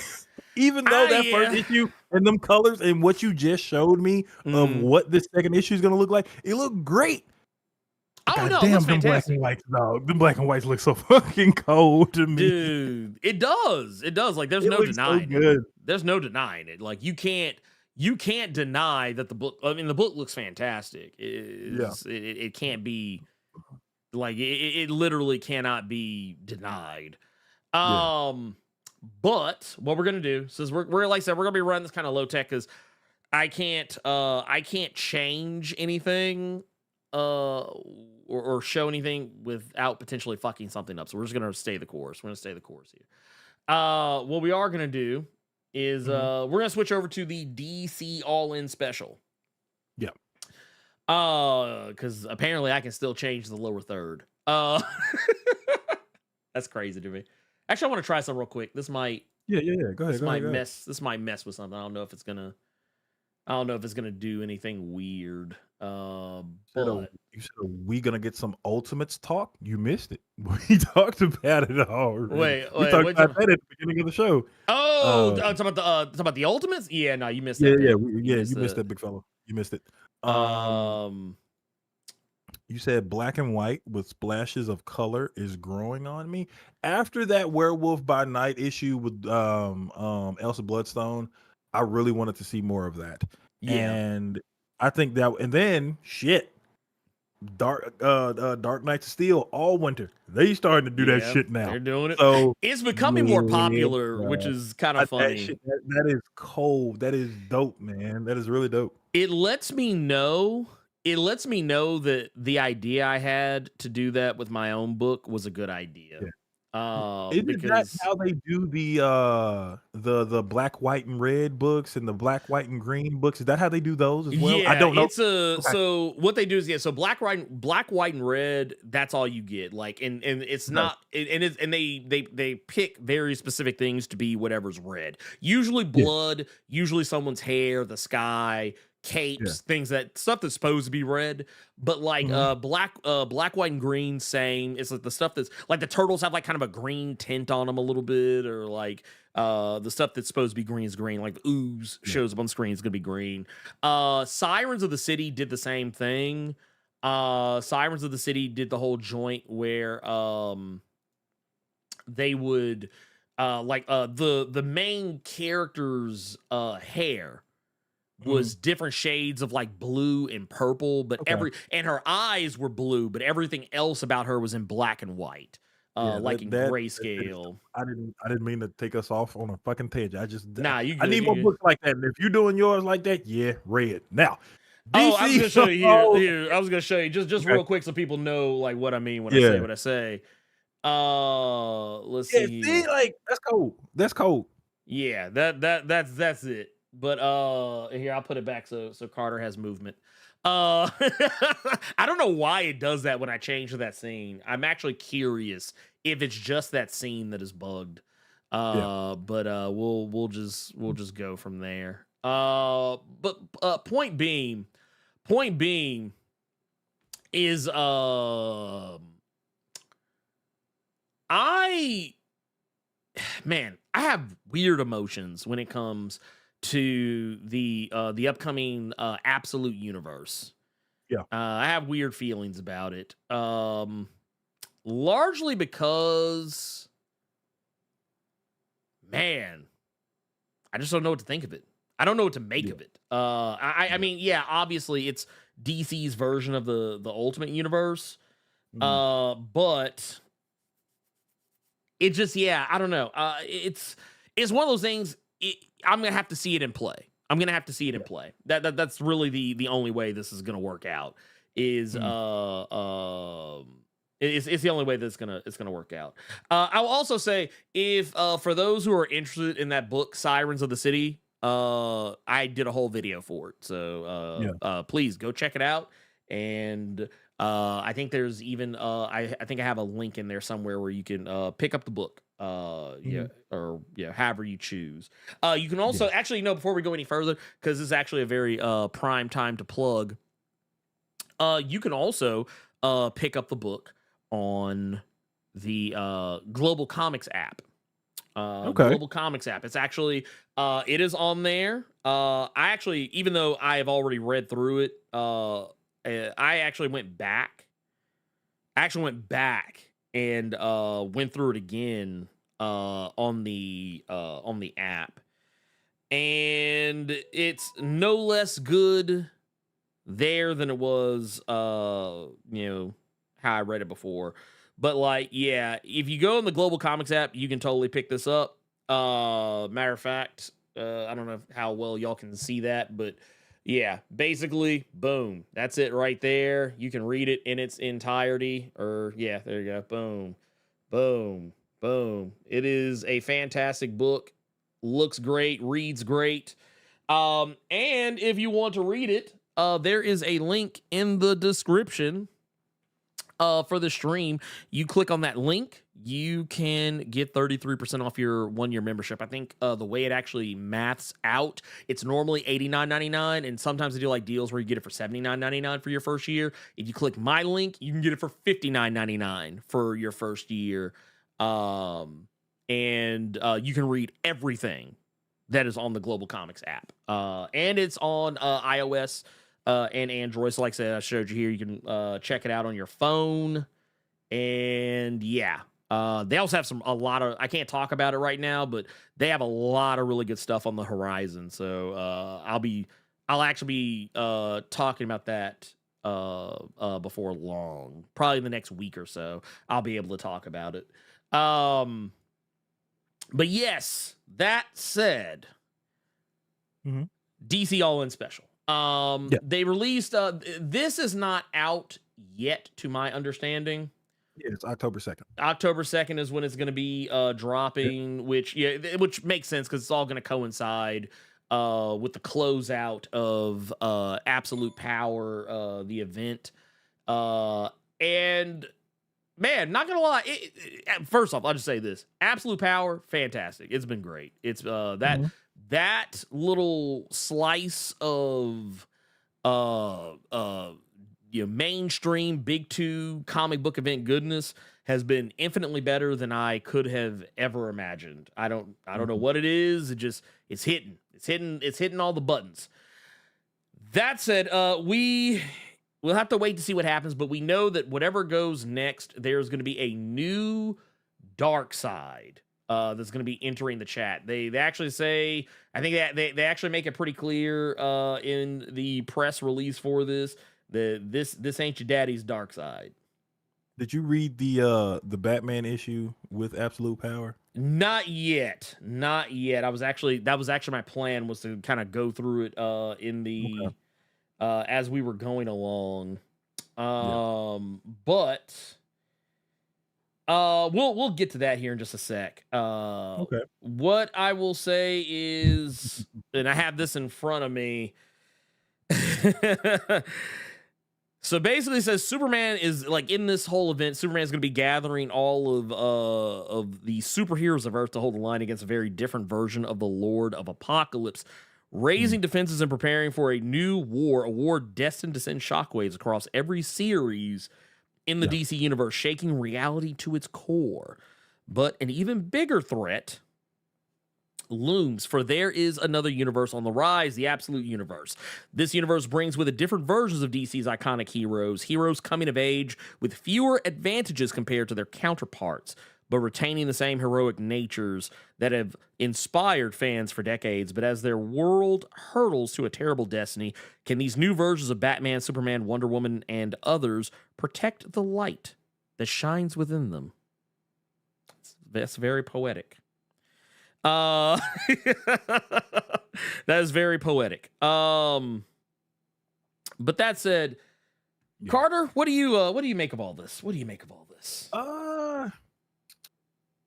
It'll be interesting. I didn't expect it to be gimmicky in the sense of it being a flip book. I knew it was going to be 64 pages, so that was nice, but I didn't expect it to be a damn it's a flip. So for everyone that doesn't know, Scott Snyder, Joshua Williamson are penning this, and 64-page flip book. It's actually going to be two perspectives. So one side is going to be Superman's perspective, the other side is going to be Darkseid's. And it, according to Scott Snyder, it does not matter the way in which you read it, because they're going to literally meet in the middle. That's so corny. Yeah. There or no, let me use his word. Clash in the middle, you know. I'm all for. So okay, let me say this. Let me get it out the way now. Superman, it's Superman, and it's Jason Aaron. So I'll check it out. Bruce Lesnar, Absolute Batman, sure, I'll check it out. I love how everybody's been clowning how big he is, but like I feel like the conversation has skewed less from how big he is to how fugly that bat symbol is. That bat, yeah, it's the bat symbol that everybody is complaining about. Which is an I saw- axe. Oh, dog. I saw one person tell Scott Snyder that it should be a compartment that opens up to where Robin can jump out of it. Bruh, I would holler. I would holler if they actually did that. But no, like, I didn't think about it till I saw there was a picture where, like, I don't have it in front of me, but, like, where he takes it off and he's, like, wielding it like an axe. It was kind of weird. That's dope. But Yeah. I do know, and there's one thing I think you and I can actually be happy about. Because again, for all of you that don't know, Scott Snyder did a Reddit where he was answering questions about Yes. Absolute Batman and shit like that. And, he did say that he gave DC the initial pitch for how they wanted to do the all-in stuff, but he is not hands-on with anything that these creatives are trying to do. So that got me really excited for the Kelly Thompson Wonder Woman, because that means she's going to be able to tell the story that she wants to tell Yes. without anybody fucking with her. So that got me a little bit excited. I know that was going to get your ass really excited, but I think what's really going to get you excited is this. He said that because people asked him, like, how long are you going to be on these books? Are there going to be new creative teams and things like that? And he said that, if you all like and enjoyed the books, he was only talking about himself, Jason, and Kelly. We want this to be year-long runs. These are not minis. This is not him saying it. This is me saying it. This is not going to be a Marvel ongoing. He said he want these to be year-long runs. So I want to see this Wonder Woman being a member of the Bloodline with this dead bird she's riding around with. I want to see that. He also talked about Al Ewing. He said a lot of people are going to be shocked about what Al Ewing is going to do with the Green Lantern book. He says they are completely changed. He said they're changing the way that that he's going to be doing the light and dark stuff, and he is really changing shit around. So all of that shit is going to be interesting to see. But when it comes to All In itself, I hope we get, even though you're making this new universe and new stories, I want a good ending to Absolute Power itself. Now, when I say good ending, what I mean is going to be completely different from what Ernie means. When I say I want a good ending, I want Failsafe whooped and Amanda Waller broken somewhere. I need Amanda Waller to lose, dog. I need this woman to lose, bruh. She has been running rampant for so long. We have seen damn near every woman. Let me not say that. We have seen almost every government powerful figure, thing like that, like a Nick Fury or Norman Osborn or Lex Luthor, or or just upper authority figure. We have seen them all take L's, except for this woman. And the way they write it is that she knows she ain't took no L's, so she really is smug about it. And I need Amanda Waller to take one just one time, dog. Just have her do the Undertaker. She can be 23-1. Just that one. Just give me that one, dog. That's all I'm asking. That is all I'm asking. Well, even though, because I see somebody saying it in the chat, her family died, though. I get it. But you can still go too far.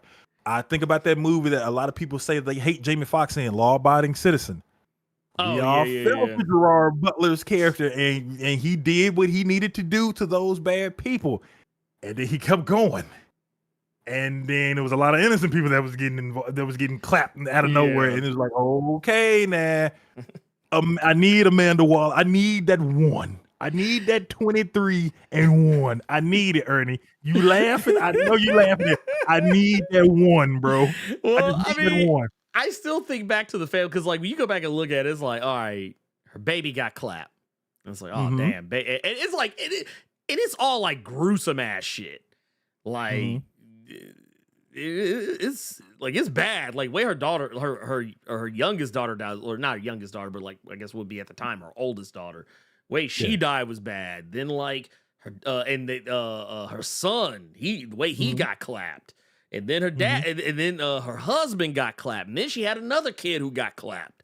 It's like, yeah, she lose children. Like technically, I tell you what, technically she need to be 23 in 5 is what she'll be. She'll be 23 and 5.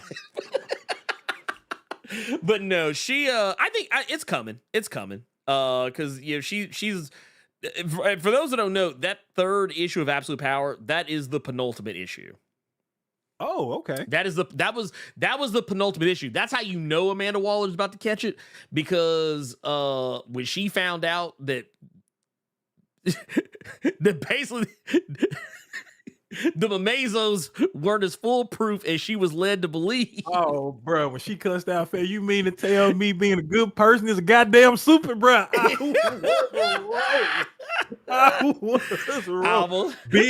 Goodness is a fucking superpower, bro. I was dying reading that shit, bro. Well, because I mean, the thing is, it is something, and I love how Mark Waid did this. And to be fair, there are other writers that are credited for this as well. But but the way that it was kind of like plotted out, you see that like one of the Amazos, it was Last Son. He's the first one that catches it. Like he absorbs Parasite's abilities and gains the pain and remorse of Parasite. But it doesn't really change him too drastically, but like just for a split second, you could tell he thinking about it. Jade Stone was probably the one that was like the most like turned, because he went back to Amanda Waller, was like, should I trust this bitch? He's like, I need to see what y'all heroes is doing, because man, I need to know why I'm feeling these feelings.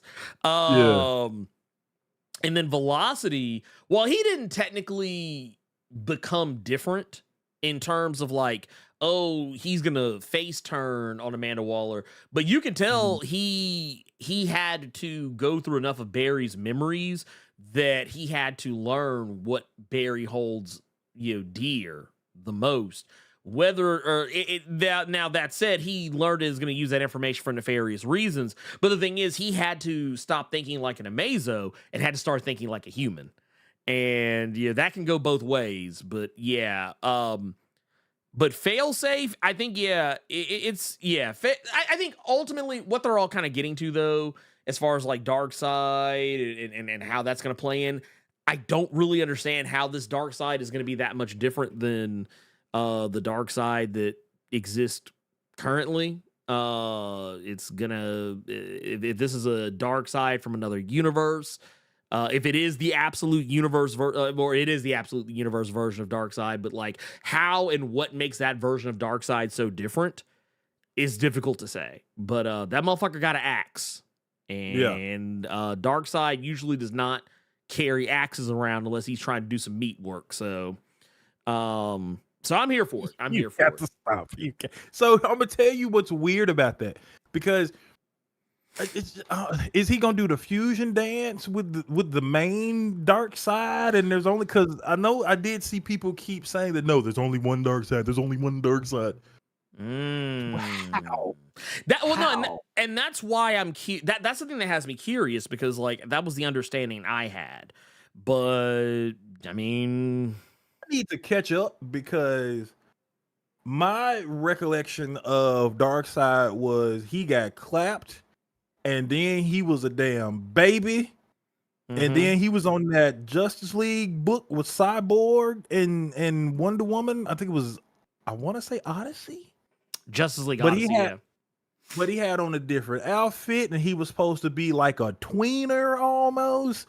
And now he just bag his regular day. So I'm so lost on what has happened with Darkseid since all of that. So somebody gotta catch me up, man. Yeah, I like, honestly, I haven't kept up with Darkseid as a whole. Like I'm more familiar about Grail's whereabouts than I am Darkseid's. Yes. I'm right there with you. Yeah, it's Darkseid is that's the answer. That you know what? That's the answer. That's the answer. Darkseid just Yeah, is. according to Black Phoenix, Darkseid ain't. Yeah, Darkseid ain't. Darkseid is complicated. Darkseid is or isn't. Yeah, no, I don't know, man. I'm curious. I want to see what they're gonna do with it. I like what Scott Snyder is saying about the universe, though. That it's kind of. I saw the question where someone was talking about how it seemed kind of similar, or that were they going to be doing something kind of similar to what like Ultimate Marvel, Energon universe, stuff like that are going to be doing. So I like that energy behind it. Like my thing is that like I just want the books to be good. I don't care about intent so much as I care about the books being good. I want the books to be good. I want them to be, compelling. What's that? I got a question for you. Ooh, what's that? I keep thinking because I know you love Captain Marvel and I know you love Kelly Thompson and stuff like that. So I feel like when you say that, you ain't really saying that for her Wonder Woman book. You more so saying you want two books to be good. You just want Superman and Batman to be good. Yes. So here's my question to you. Yes. If you had to pick, and I think chat knows where I'm going with this. Are you picking Gail Simone's X? Or are you picking Kelly Thompson's WW? Oh, man. All right. Well, why y'all making me pit these white women against each other? Oh Lord. I'm gonna be honest with you. It's I mean, I have a feeling that I'm gonna love Kelly Thompson's Wonder Woman. I have no doubt about that. I have no doubt about that. But if Gail stays the course, which I know she will because she's a consistent writer, same as Kelly is. But if Gail stays the course that she is going on Uncanny, it is not going to be an easy decision. And it's going to be, I'm going to be in Nino Brown mode. It's going to be me sitting there with the pistol, crying, tears in my eyes, looking down at G Money. And I might have G-Money, what you looking at? What you looking at, big dog? Let me looking at Kelly Thompson, Wonder Woman's like, oh, no. Am I my brother's keeper? Yes, I am. There can be only one. But no, the thing is, I know, man, it's kind of cheating because I know a bit more about what's going on with Gail's book. So it's easier for me to pick that one than it is for me to pick the absolute Wonder Woman because I don't know as much about it. But I mean, I will say this. That said, I think that Kelly's Wonder Woman is going to be great. And I can say that with all affinity because she's technically already been writing stuff like it. She's been on Birds pretty much. Yeah, that's why I asked you the question, just because I still had the Kelly Thompson Captain Marvel in my head. So I'm like, you know her pedigree. So since you know what she can do with characters like that, who you picking? And the thing too is like, she was writing Captain Marvel. She's writing Birds of Prey. And in the Birds of Prey run, that's where Black Canary is largely in charge. I think even the first arc had to do with them going to Themyscira and fucking with Wonder Woman. So I mean, like she knows what she's doing. She understands the assignment. I know for a fact that Kelly understands the assignment. If anyone can write a strong female character, the likes of Wonder Woman, it's gonna be Kelly. That it's two people. It's either it's Gail and Kelly. Gail and Kelly every time. That's it. Let me ask you this, and then we'll jump over to the next thing. When it comes to when it comes to like the overall setup of the absolute universe, if this becomes popular, and when I say, I mean like more popular than even like if the books start outselling main continuity titles, because this is always a thing you have to like kind of account for. We saw this with Ultimate Spider-Man. At what point does DC take a look at what they're doing and go, maybe we should change up shit more. Maybe we should come with something different. Like, do you think DC will learn the right lesson from it? No, and I'll tell you why. I think they're going to see that Absolute is going to be doing well. And as opposed to trying to figure out their own thing in main continuity, I feel like on some real deal, I didn't study for this test. They just gonna be looking at Absolute and maybe potentially trying to copy some of that shit because it's popular over there. Because I've seen them try this with other things where they saw that Arrow, those early seasons, was real good, and they saw that Diggle was a well liked character, and he was written really well on that show. And what they try to do, try to drag Diggle's ass over in the Arrow book. Marvel is guilty of this, where people really like this Agents of Shield. Now we got Coulson's ass just running around here instead of you just trying to think up something different. Since people vibe with that kind of thing, okay, let's think of how we could do that in book form. No, y'all just Control C and Control V some shit, and then it flopped. So I think they're just going to attempt to do something like that, and I think in doing that, then what the fuck is the point of reading Absolute? And then I think that those books could potentially start falling the fuck off if main DC is just going to try to copy pasta it. And I hope they don't. I hope that Scott Snyder is left alone. I hope that Al Ewing is left alone. I hope Jason Aaron, Kelly Thompson, I hope they are all left alone to do this. That's my answer to that question. But it also makes me think, like, what's gonna happen to Black Label now? Oh, that's a good question. That is a good question. Well, and it's interesting because you think about it, like DC Black Label seemed like the perfect place to be telling these types of stories.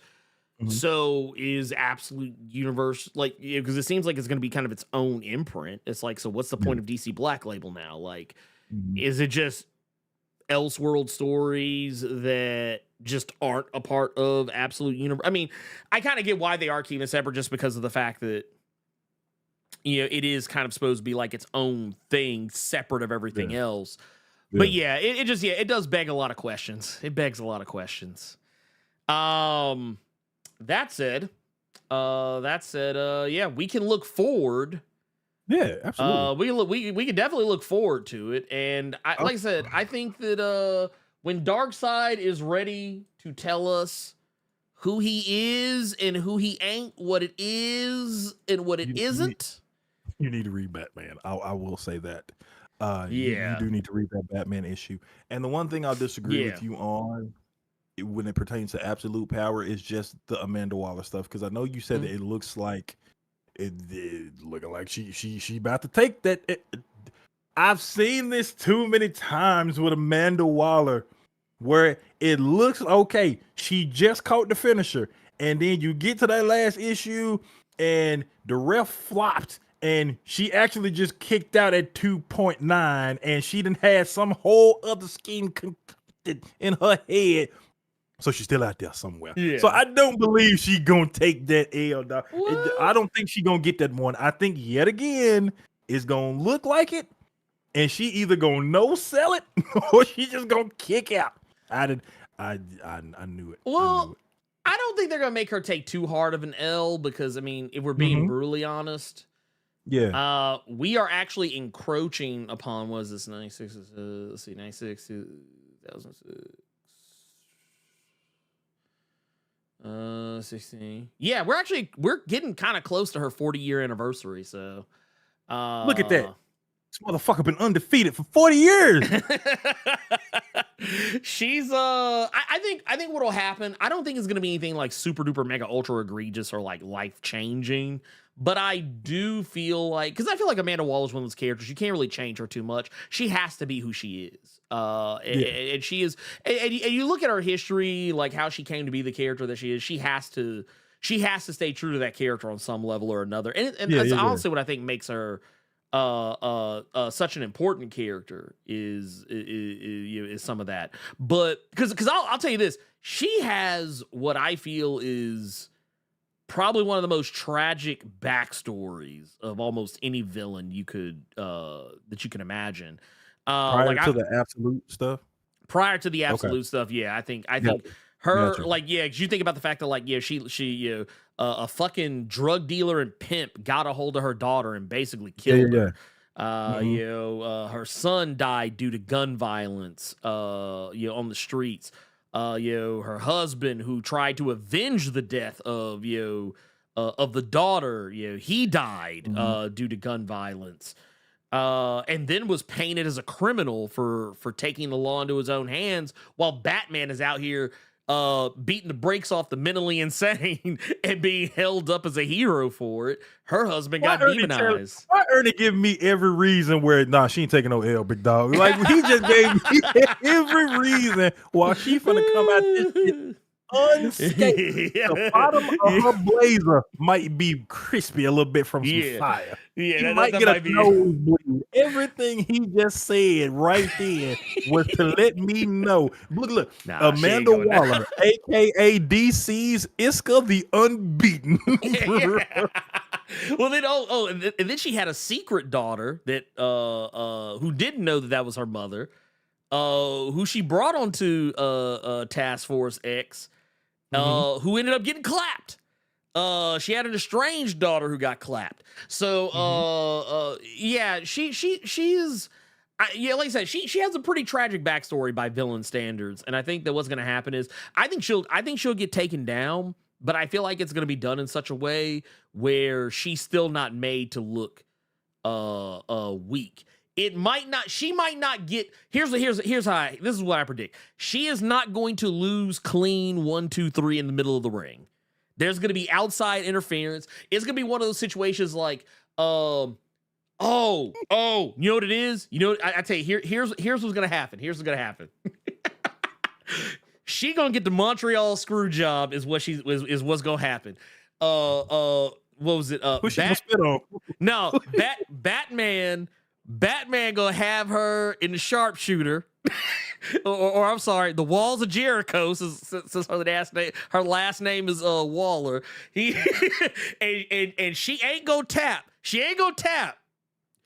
But was it Superman and Wonder Woman gonna come in and be like, ring the goddamn bell, ring the goddamn bell. and the bell go ring. She gonna stand up and be like, huh? What? I just had a thought, and then we can move on after that to the last story. But I just had a thought that I know would enrage comic geeks, and everybody else on that side of the fence. What if the final page, all black, white text, and it just simply says, Waller is. Oh, that would be, bruh. I would holler. I would laugh. How many videos would come out? Oh my god, dude! Oh no, you know what? It's gonna be you're gonna get the you're gonna get the new Rockstars video where it'll be like, the real reason that Amanda Waller is Darkseid or something. They won't tell you shit. Sorry, not trying to be petty, but yeah. Look, hold, I want to see. Actually, I want to see how this I want to see how this pulls up. Let's.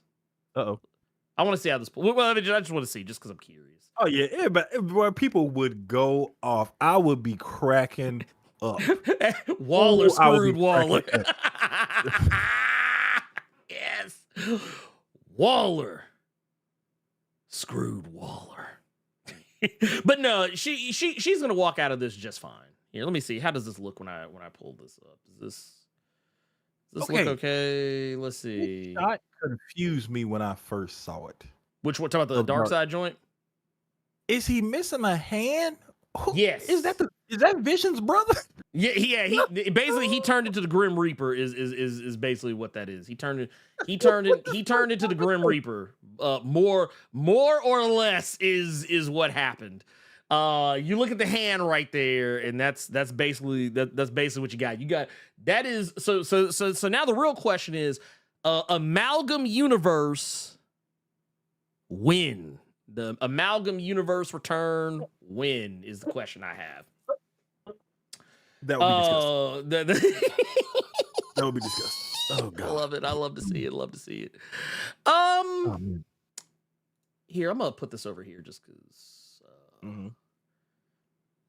why the fuck not? Real quick, before we move on into our next thing, the next thing. We're gonna do this like this, so I can just kind of pull it up as needed. Let's hook up I think we got a super chat in here that we didn't catch earlier. This from Gokon Shore's father says, Mikey let that phone ring when his brother called from jail. Won't even put no money on his bail. Shake my head. Yeah. Hey, look, Raph knew what this was. Okay. Raph knew what this was. Okay. He knew. He understood the assignment. Okay. He knows. Can I? Okay. I don't know if that's actually even going to still work. We'll just have to. Did I just collect the power up? What was that sound? No, that was me. That was me messing with something in Windows. There it is. Okay. All right. Booyah. Fixed it. Okay. That was me pinning. That was me making something always appear on top of. Actually, I'm gonna do this with this too. There. Yours is now on top too. I wonder if it's gonna. I kind of want to test it now.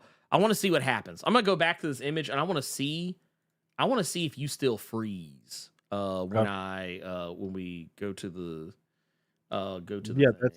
that was me 20. That was like me an hour ago.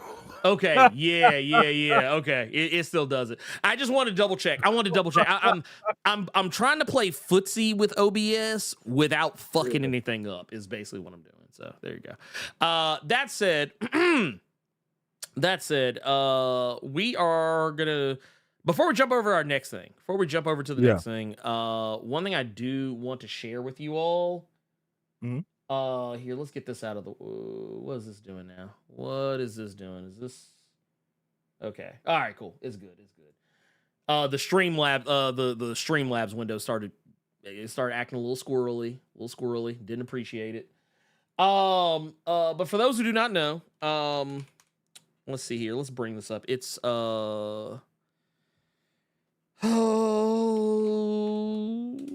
here we go. Yeah, boom, got it. So for those who do not know, Blerd.com, who I am affiliated with, they stay having the fits. They stay having the fits out there. Always on deck. And the shop, they actually got some new things in the shop that you might want to check out. And I'm gonna go ahead and tell you right now, if you want to get in on some of this goodness, they got plenty of merch out there that I highly recommend you check out. And some of it's stuff that's actually kind of new that I have not seen before. But here, let's see. Can I pull this up without fucking anything up? Let's see. Yeah, there we go. Here, let's get this out of the way so y'all can kind of see the whole thing. But yeah, you can see right here, they got new holographic stickers. They got like little plexi picture, like plexi glass wall art you can put up. New hats, new backpacks, new shirts. Got the Blerd butter shirt on here too. That is a wild color I've never thought of before. Butter? Yeah, it's they actually have, it's a here. Okay. I think it's on the I'm looking second. at it now. Yeah, I think it's on the. Is it on the? Yeah, here it is on the second I page. was on right. I think it was on the other page. I saw it said Blerd Butter Tea. Well, yeah, that's a T-shirt, but I'm just showing that like it's Oh, a. they actually got shea. Yeah, see, it's actual like like the organic shea butter. It's actually really good. I have some of it. The shirt is the same color as the shea butter on here. Is what I'm talking about here. Just look, just go with it, okay? Just go with it. They got new bags. Actually, this bag is kind of lit. I have one of these myself. My daughter stole it from me, so now I have to get a new one. Yeah, she was like, "Ooh, I really like that bag. Can I have it?" And I was like, and didn't even like wait for me to say, "Yeah, just took it, just snatched it." She deboed the fuck out of my bag. Deboed the fuck out of my bag. She hit your ass, baby. Where's my bag? What bag? What bag? Yeah, my bag, punk. Like, that's basically what she said. Like my daughter called me a punk. Can you believe that? Man, in 2024. Oh, Lord. man. But also I was gonna show in here too. If you wanna, they got a little bit of some for everybody. This right here, we got the Blerd bonnet. We got the Blerd bonnet on here with the camo do-rags. By the way, y'all, if you want to get anything off the blerd.com shop, by all means, please go to blerd.com /Blerd shop. But when you go there, use the promo code Blerd Without Fear. You will get 20% off your order. So yeah. Also, I thought this was cute right here. The little spandex shorts. This is I know Earth's mightiest women are not as plentiful, but if you oh wait, this is actually out of stock. I apologize. You can't get this. The lies I have told you. But yes, all kinds of cool stuff out here. But yeah. Oh, also, did you see the booster pack? Did you see the Huh? Yeah, you got a booster. Yeah, got a booster pack out here. Yeah, got a booster pack. Look at that. Look got a little. Huh? Yeah, got your little booster pack. Got you some cards out here. Got 9 cards. Look at that. Isn't that something? Love to see it. Get yours, $4.99. But once again, use that promo code Blerd Without Fear. You get the 20% off the whole thing, off your whole order. That's it. Now we can move on. I've done my my due diligence. I've been trying to be better. So yeah, there we go. We're gonna be better. Our next thing. This is gonna be our final story is about the upcoming Sentinels series. Carter, have you? Because I did a video talking about it before, but I don't know how much you know about the upcoming Sentinels book. I did read up. I read up a lot about it. The characters that we're gonna be seeing, the basic premise of it, and even with everything that I said, because I've never heard of Alex Packnadel. I've never. Oh, really? I don't think I've ever. Yeah, I've never. I don't think I've ever read anything of theirs. But the one thought I had after I looked up everything about the book was, y'all gonna have to do some good shit to make me care about the Sentinels. Y'all gonna have to work some black magic to make me give a damn about a book about Sentinels. Well, the funny thing about this in here, for those who are unfamiliar, Alex Packnadel's a guy who I've only recently kind of gotten hip to. Mm-hmm. But here, I'm actually pulling it up now just so I can show you. Well, I say show. I'm not really going to show you anything, but you get the idea. But basically, for DC, he wrote for DC versus Vampires. Okay. Marvel, he did Red Goblin. And if I am not mistaken, I think he did some of the stuff for. I know you probably won't care about this part, but he did some stuff for Carnage Reigns. And he's mostly, a lot of his work is actually more on the on the non-Big Two side of things, though he has written some books here and there, usually coming in doing like tie-in stuff and license stuff, yada yada yada, blah blah blah blah blah. Okay, so Red Goblin, I actually did read. Okay. That was for all of you that don't know, Red Goblin. Not if you're reading the Venom War, it's not that Red Goblin. That's why she's Misery. That the Red Goblin book Ernie's referring to, that was Normie. That was little baby boy. Yeah, little Normie Osborn. Normie Osborn as the Red Goblin. Okay, so I did read that.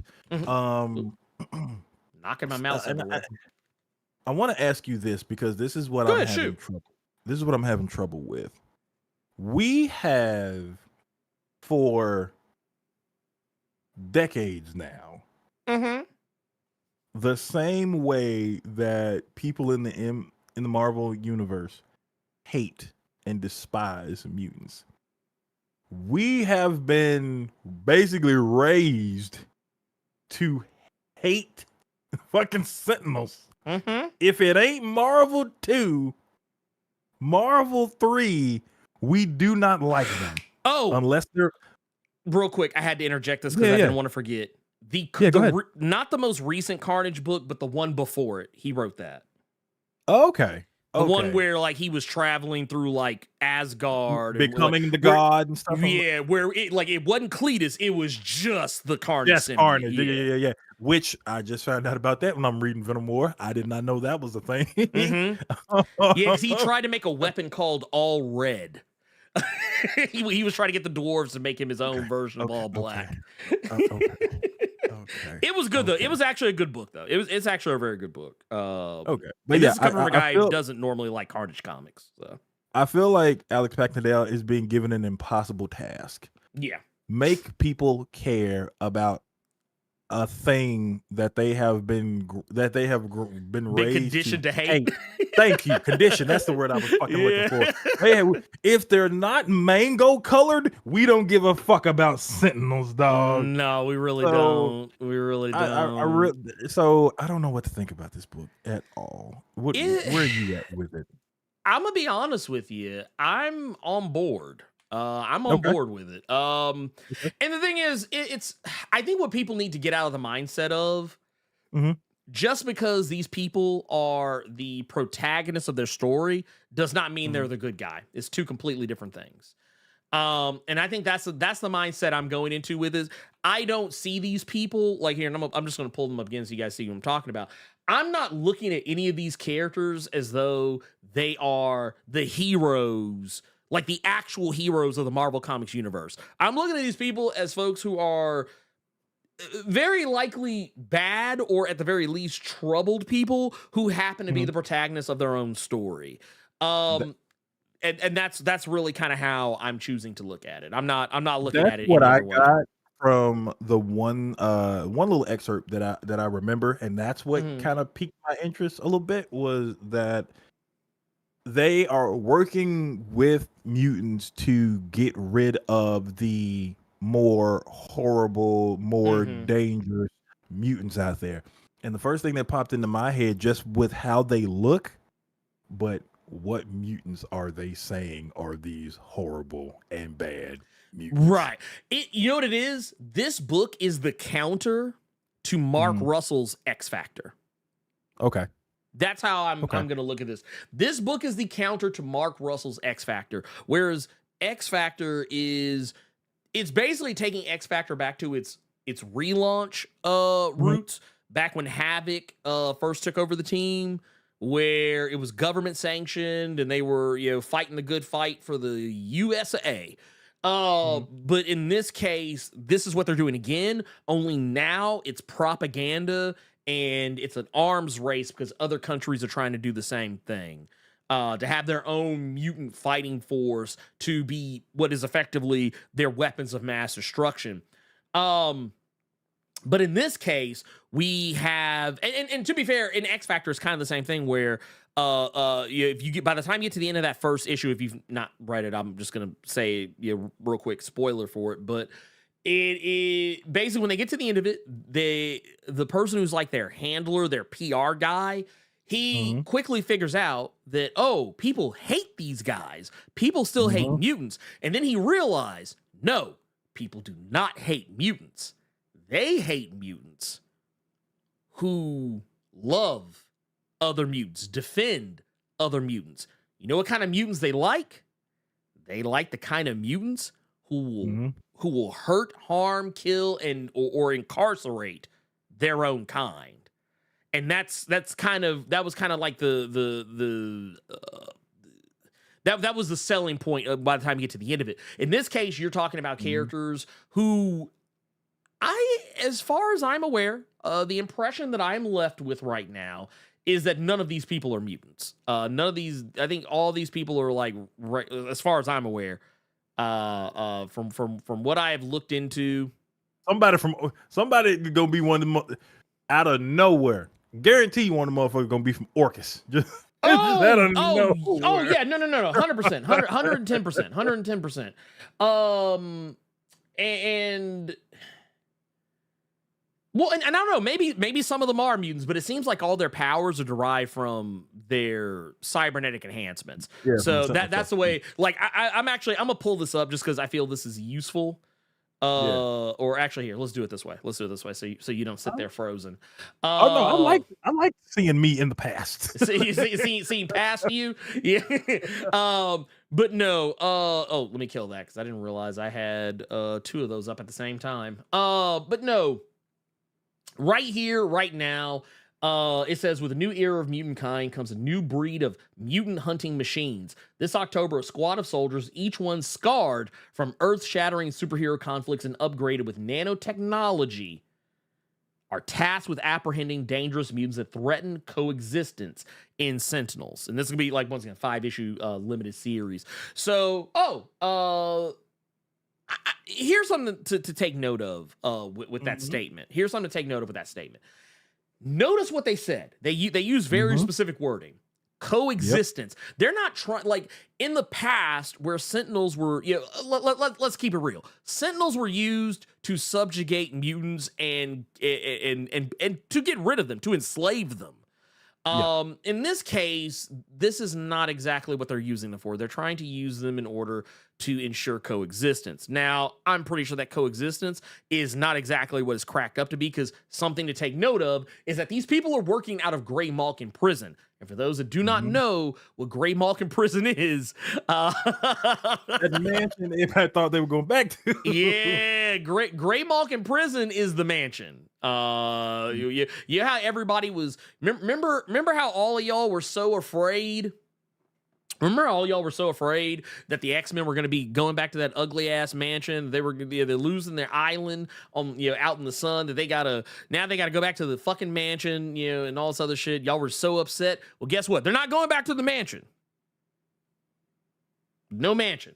They got their own shit going on. But the mansion has been reformatted into Grey Malkin prison. It is, for all intents and purposes, a jail.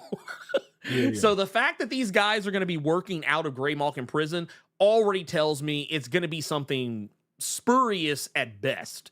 Something else that tells on them, because I told you the one thing that piqued my interest was they're going to be working with mutants to get rid of horrible mutants.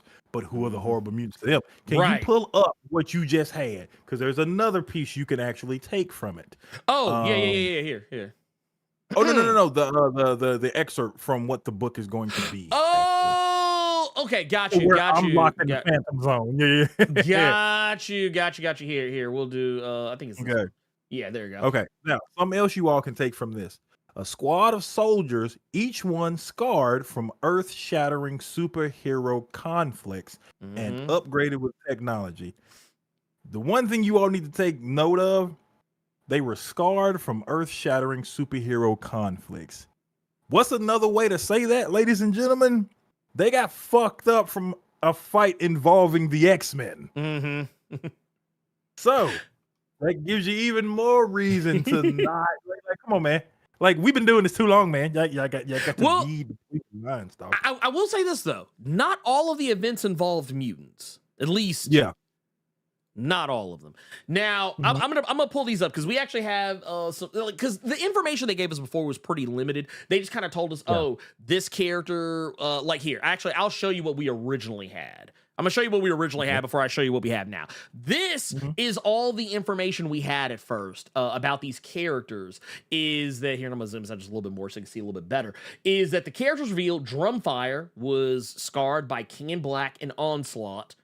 The Onslaught crossover. You have Sawtooth, who was scarred by Secret Empire, Lockstep, who was scarred by the death of Doctor Strange, and then Voivod, it is actually Voivod, who was scarred by World War Hulk. Now, once we get away from that, we actually got more detailed information on all these characters. And here, I'm going to move this lower third just so y'all be able to see everything, more or less.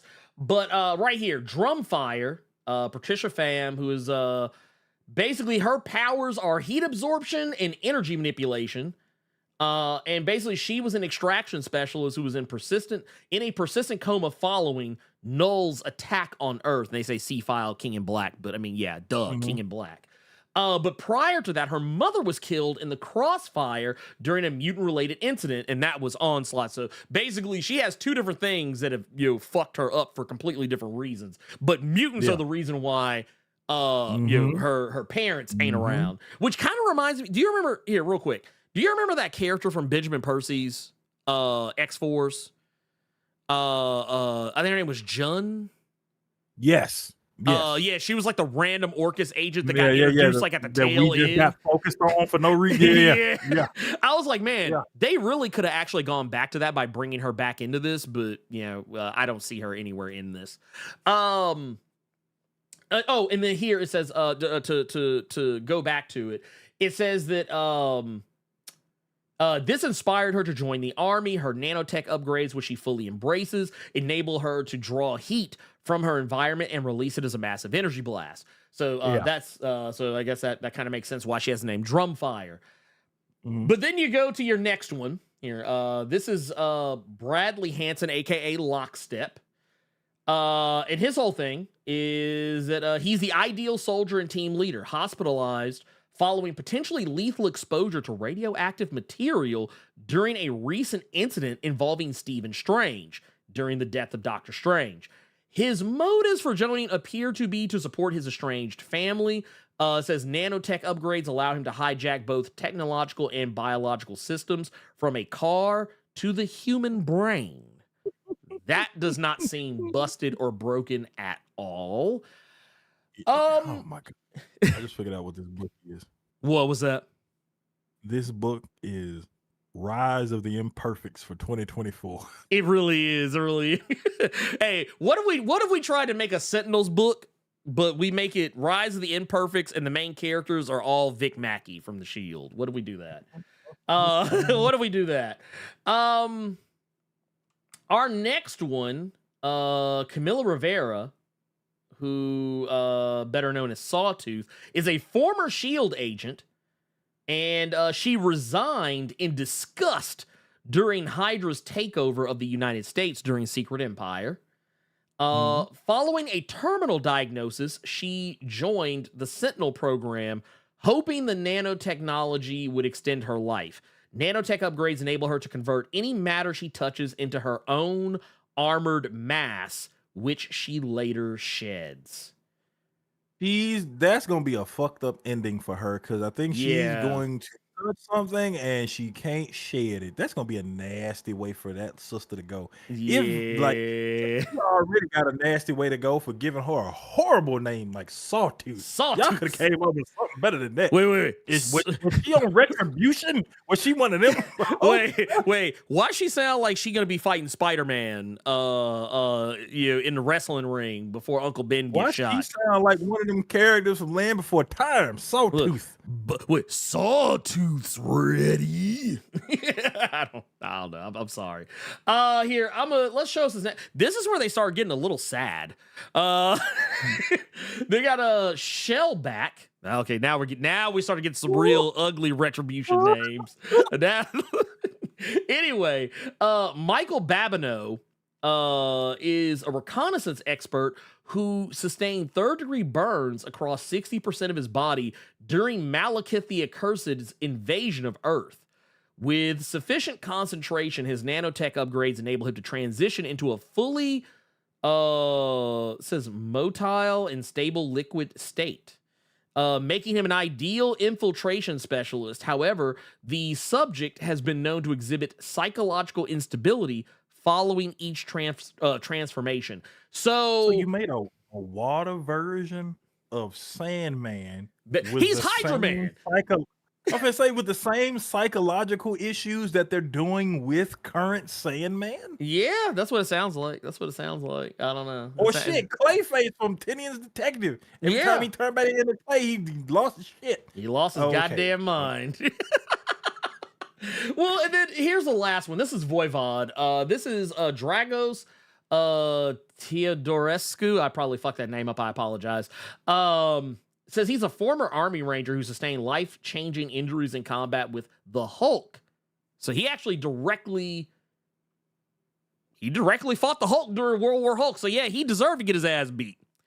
I guarantee you there will be a panel to where it was during World War Hulk, but it was like when like the X-Men were fighting him or some shit, and they tried to Hulk tried to flip a car at the X-Men, and they moved and hit his ass. So now he hates those dirty muties. Watch my team. Look, it probably is.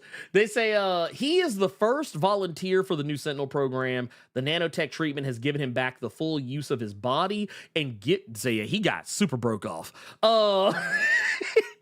He got super broke off. Yeah, that motherfucker got. You know what? I wonder if Hulk like wasn't paying attention to who he was thunderclapping and did the thunderclap and just caught that dude's whole body with it. Oh yeah, you really got fucked up. Yeah. Some shit to say, bro. No, he got worked. But no, well, here's the thing. So, it says, it is gifted with enormous destructive power. A literal human bomb, he's able to detonate and then rapidly recover from his injuries. It is suspected that specialist Teodorescu is able to detonate with sufficient force to permanently injure himself. Like, okay, first off, so basically saying is he gonna fuck up. What's my motivation for this power? Right? Like, man, look. Well, you know what it is? Because you know who he is? He's basically Nitro, but like with a more fucked up after effect. Because you know that's Nitro's power, exploding. Like that was the whole Civil War thing. He exploded and blew up the school in the neighborhood. Ass power is that? Hey, I need you to go blow up this bill. Don't blow up, but blow up, bro. I'm gonna need you to blow up a little bit. But no. I will say this though. I will disagree, Black Phoenix. A lot of these events did involve mutants on some level or another. I will definitely say King and Black, the X-Men were there. Onslaught, that was X-Men were there. Secret Empire, I don't remember if the X-Men had their own tie into that, but I mean, there were mutants. Actually, no, mutants were involved with that. Mutants were involved. They were in, I can't remember where, other like Shanghai or something like that, but they were all over there somewhere and weren't allowed to come in. No, but they were also working in, they had actually had a deal with Hydra Cap that basically was like a truce deal and was, I guess, basically it was a way of basically saying, hey, y'all stay the fuck out of this. We're going to leave you alone. Cause I'll never, I'm going to tell you right now, I will never forget that scene in Secret Empire where Cap said, you know why I leave this hammer sitting right here?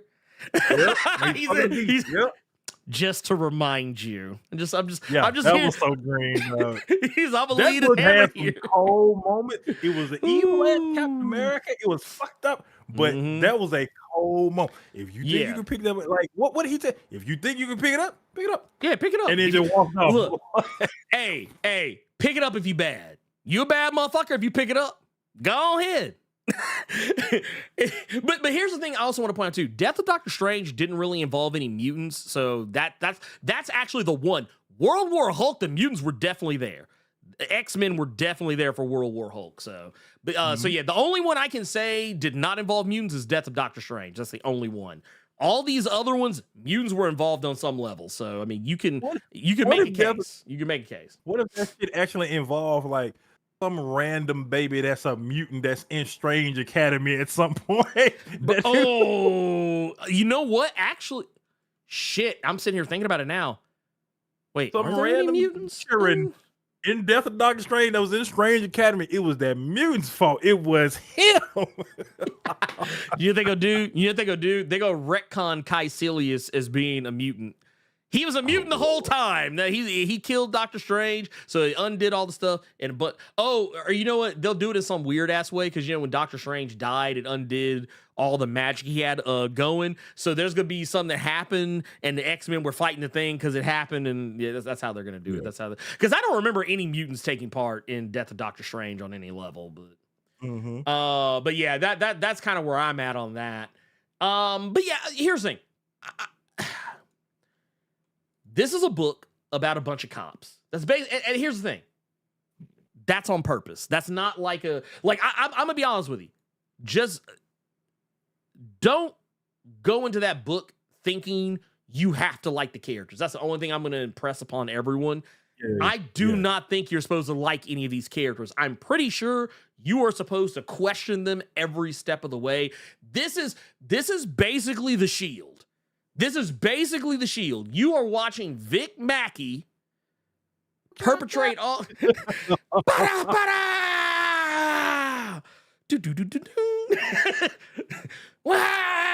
I don't know why they had that last. Yeah, that's basically what it's gonna be. But no, I don't think we are supposed to like these characters. I don't think we're supposed to be endeared to these characters, and it's heavily implied that.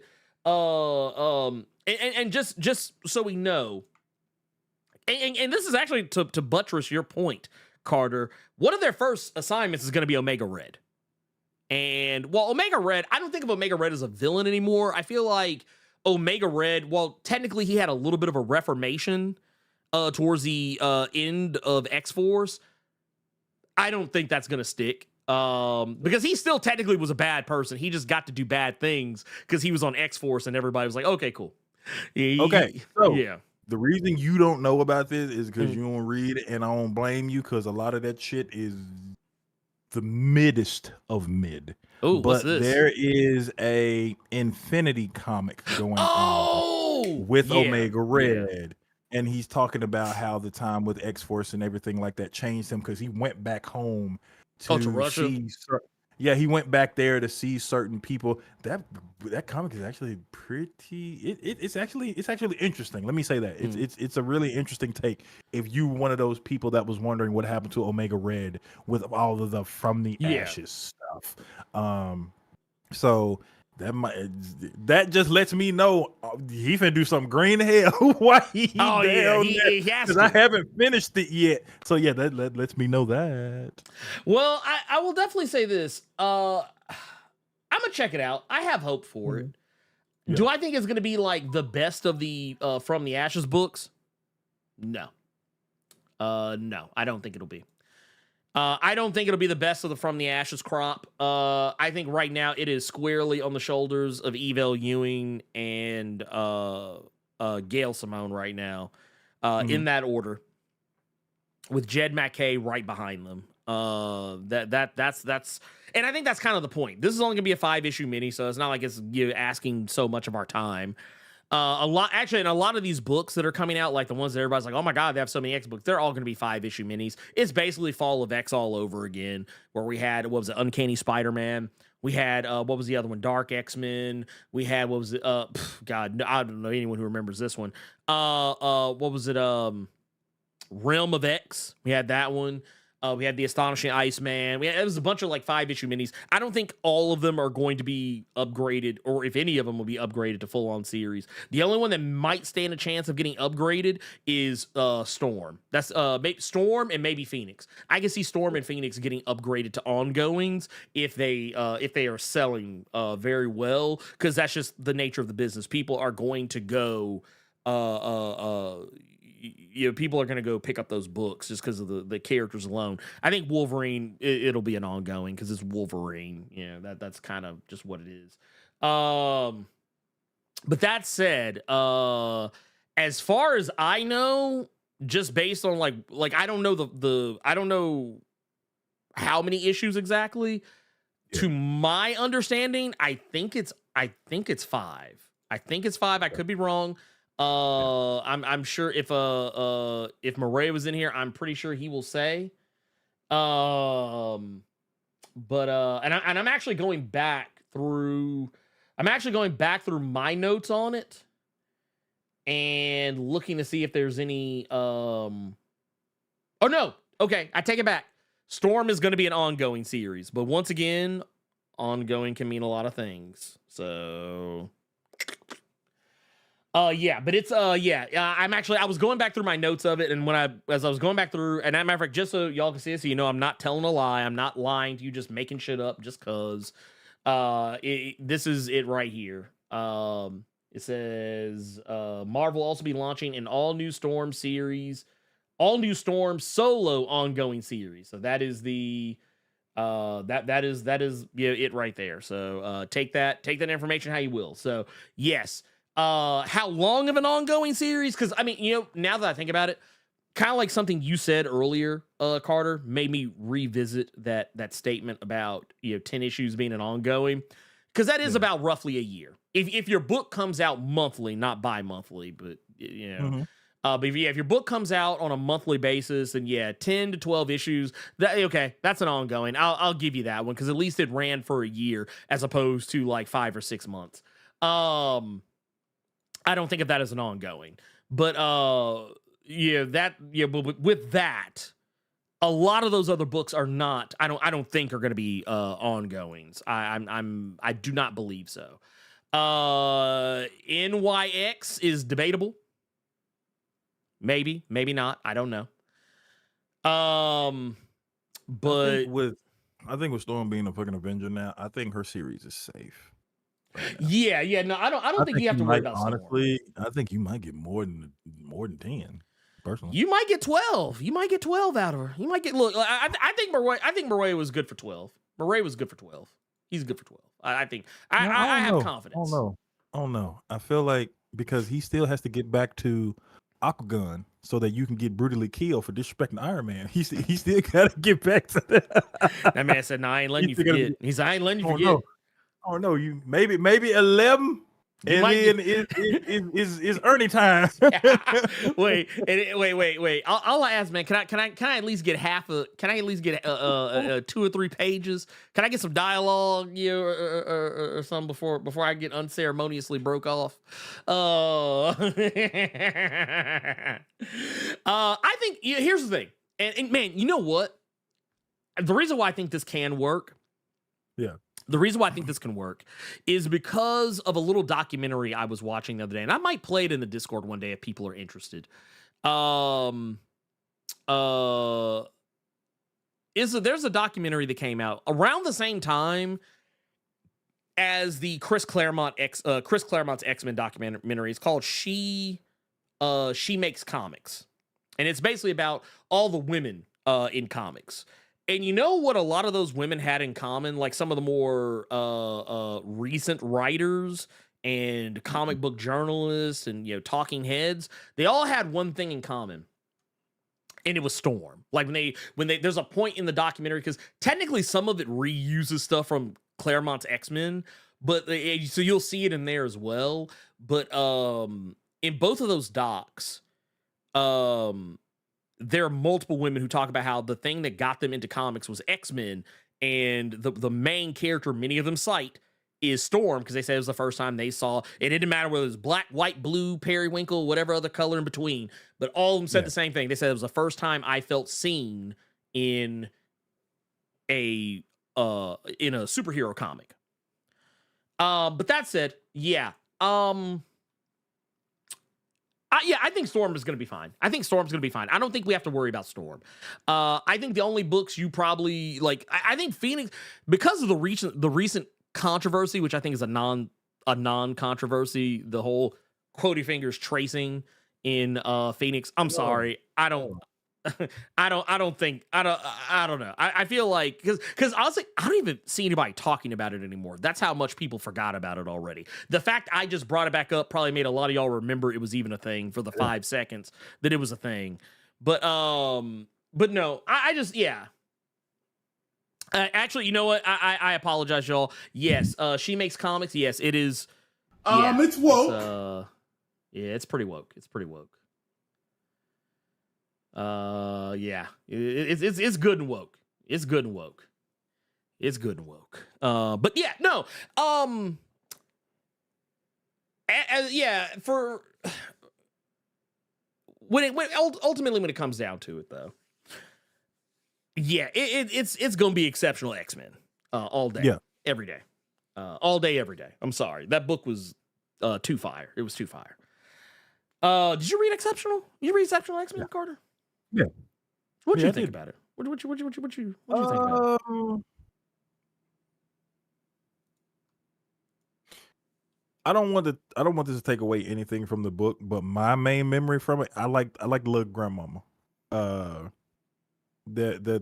baby girl was talking to after all the Kitty Pryde stuff had happened with her. Yeah. I like this stuff when she was talking to her grandmama, just like give them hell. Like that scene, it was probably my favorite part of that issue. I really like that. It felt real. It felt like a real, like it felt like conversations I've had with my grandma. In the past. It was. No, that was it for me. That was it for me. So I think there's a lot to love. I think there's a lot to love in that book. I guess, since we're here, let's go ahead and jump into, I was gonna say my I almost forgot recommendations. It's my turn this week, and I actually kind of struggled with this one. I'm not gonna hold you, because one of the things I actually wanted to recommend was something I had to take back.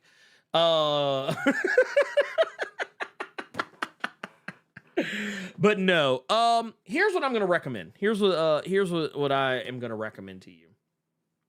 And that is, if for whatever reason you are the least bit a fan of the history of comics. So I'm gonna cheat a little bit here because I kind of just brought it up already. But if you're the least bit a fan of the history of comics and how far we have come with the medium of comics, I'm actually going to recommend that you watch She Makes Comics. It's actually really good. It's a very good documentary. It's one of those things that it kind of tells you not just the it's the history, but it kind of tells you how far women in comics have come. Going for, like, I'll put it in perspective for you. There's a point where I forget the artist's name, and I feel terrible that I have. Was it Becky Cloonan?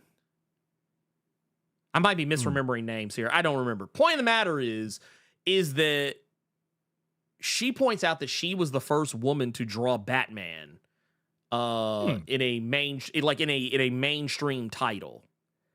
And I was like, shit. I was like, you are relatively recent to the game. That is depressing.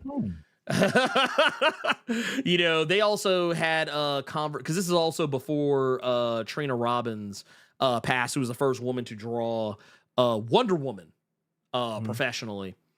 And talked about, like, it basically talked about where comics were back in the day, how the superhero boom of comics had changed everything, and what women were doing in comics back then. Because a lot of times people tend to forget that women actually were doing comics, like making comics back in the day, but it was still very much like a boys' club. And how women had created their own imprint of comics, their own company back in the day, but like it was one of those things because it didn't really like fall in line with the Comics Code Authority. That's probably why you never really saw much of it. And yeah, like it was really cool. It was really cool. And you get to see a lot of people like G. Willow Wilson. G. Willow Wilson's on there. They get some statements from her. Kelly Sue DeConnick. A lot of people. Ann Nesenti, Louise Simonson. Like I said, there's a lot of people. There's a lot of people, and they talk to a pretty wide range of people across the industry. Not just people who worked in comics, but people who were like comic journalists, people who were like big fans of comics that are like kind of well known. Like you might see some people from like I think like Geek and Sundry and Nerdist and so on and so forth. But yeah, it was good stuff. It was good stuff. It kind of, they even had a moment in there that kind of taught me a little bit about the history of comics regarding black women. That black women were more active in comics back in the day than history would have you know. So yeah, and broke down some barriers that they don't get credit for.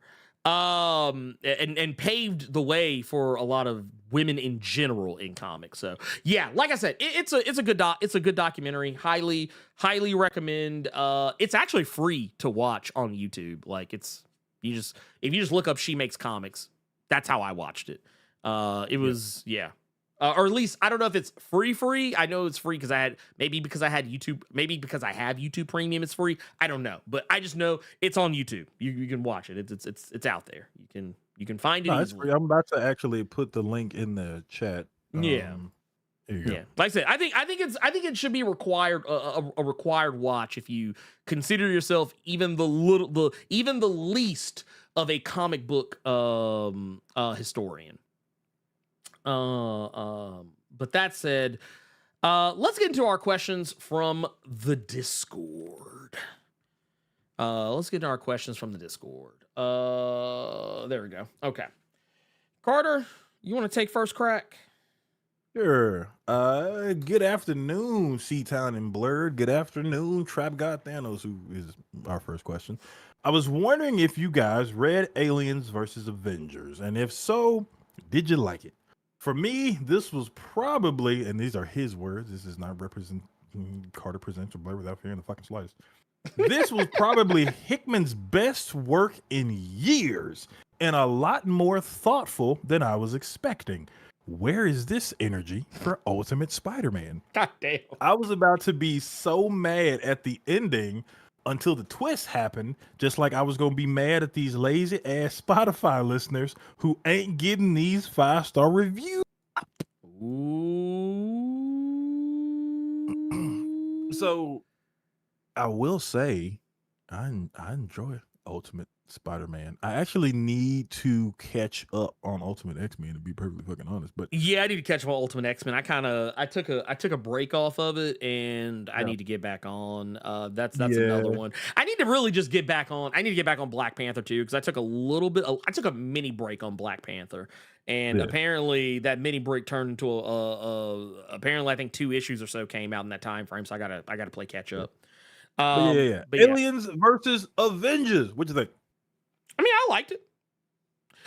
But the thing is, it's not. I don't love it. And the thing is, it's like, because you have to assume a lot of shit. And I'm sorry, but there's a part of that book where I was kind of like, man, fuck you. I was like, dude, no. I was like, stop. But they're about, magic. We couldn't even use magic to get the face huggers off of people. Yeah, I did see some people that were pissed because they said, how did one of them sneak up on Miles if he got fucking spider sense? I said the same thing. Fucking thing. That's funny. Okay, but yeah, I read it. I enjoyed it. It was fine. But you got to take it kind of with a grain of salt, because I'm just a huge fan of Asad Ribic's art ever since I read it, or ever since I saw it in Thor: God of Thunder. But yeah, it was fine. It was fine. Yeah. But the next question here, this is all Ernie. This is from Arcane Payoso saying, how have you been enjoying the Inner John Scarlet book so far? He said that they said they've been trade waiting, but they watched a video by Thinking Critical who said he wasn't liking it compared to everything else that has come out. But what he mentioned sounded chuddish rather than actual issues. He brought up the fact that Thinking Critical brought up Scarlett's relationship with Jinx being the sister or her lover, and her beating up multiple Arashikage before being trained as a ninja. So Ernie, I'm gonna leave it to you, sir. Well, I mean, okay. So, all right. First off, Thinking Critical, if I'm not mistaken, I'm pretty sure is an actual chud. I might be thinking about Critical Drinker, but yeah, I'm almost positive that's a chud channel. I'm almost positive. That's I could be wrong. Except me. No, nobody except me is saying nope. He's a piece of trash. He isn't a comics fan. Just a grifter. Okay, that's what I thought. That's what I thought. Yeah, he said, "No, you right." so here. So here. Now we can be honest. We can be 100% honest now. Hold up. Arcane is saying that was their first time ever seeing the guy, but he was talking about G.I. Joe, so he was curious. Okay, so no, I'm not saying anything about Arcane. I'm talking about this Thinking Critical guy, because I'm pretty because the reason why I was kind of hesitant to say anything specifically is because honestly, a lot of these guys run together. They run together for me. So like I was in here thinking like, oh, I said, I'm pretty sure there's a dude out there who calls himself something critical something or other and is a whole ass fucking chud. He's not a real fan. He's just a dude who likes to talk shit because it makes him fucking money. But I was thinking, nah, maybe that's Critical Drinker.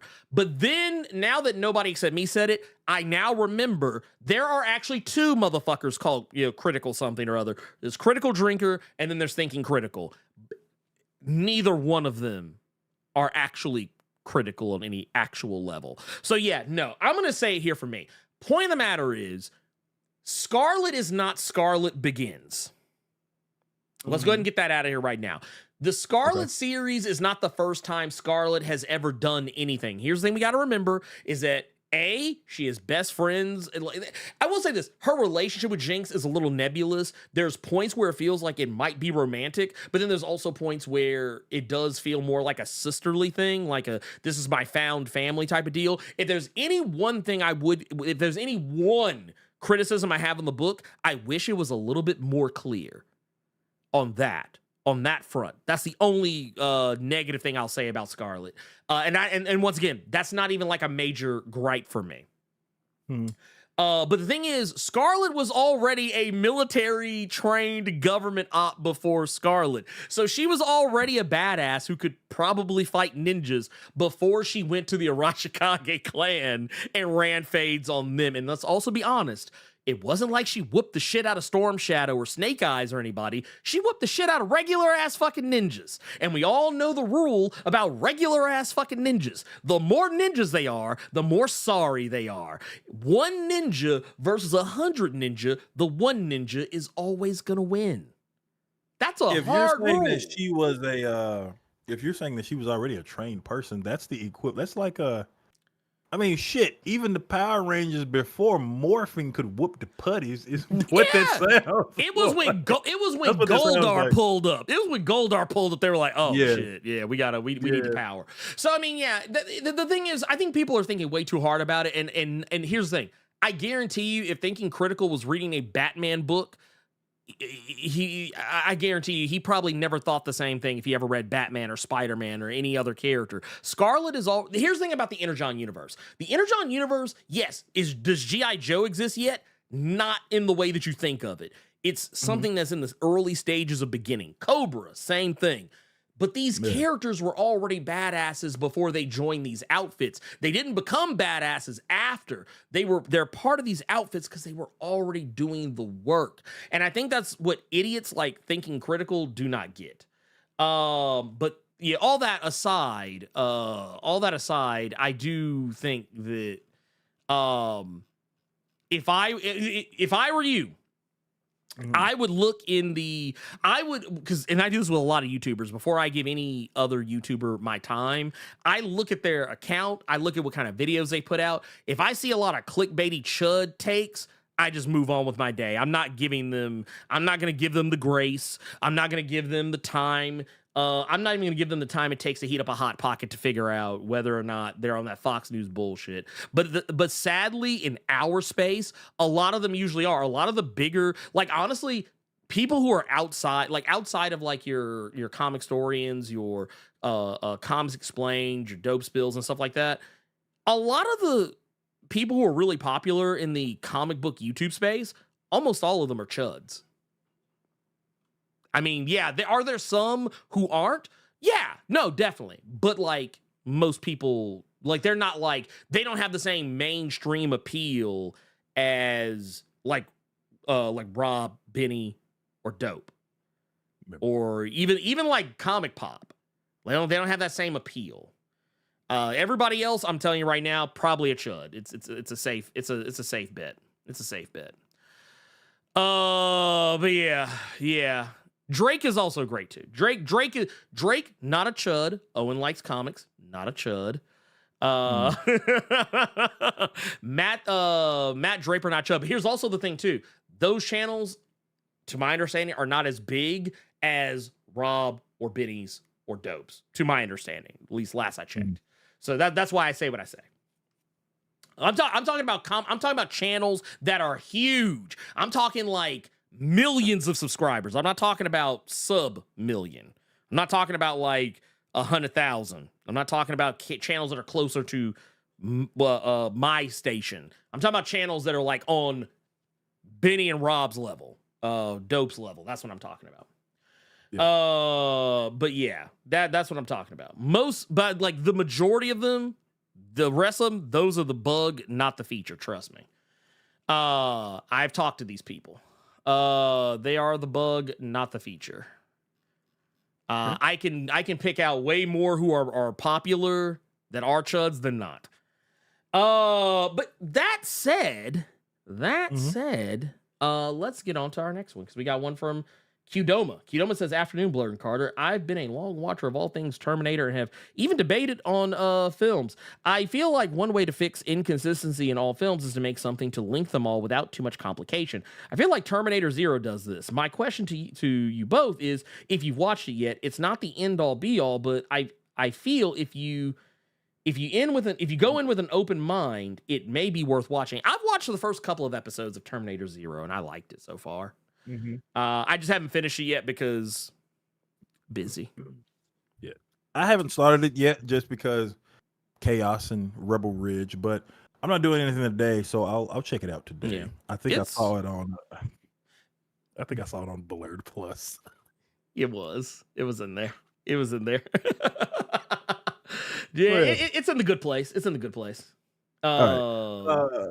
Last question here from Tokeman Wade. Is Darkseid a multiversal being? I keep seeing folks saying we just see his avatars, but he's so powerful that we never see the true him. Never heard that before. Yeah, I'm about to say that's the first I've heard. That's the first I've heard. If that ain't the real version of him, I guarantee you there are several heroes who would disagree because the Omega Beam sure shit hurt. Yeah, the real hero. I'm about to say the Omega Beams ain't. Holy shit. Ask Batman how the Omega Beams feel. Yeah. Sorry. I apologize. Anyway, let's move on to let's move on to the okay, let me get the swing at this first question because this is a very serious question I want to ask you. I want the first. Oh, one. go ahead. Can I ask the first question? You can ask the first question, please. By all means, ask the first question. So when you hit 100K Mm-hmm. and YouTube sends you that 100K plaque, Mm-hmm. do I get one? I don't think so.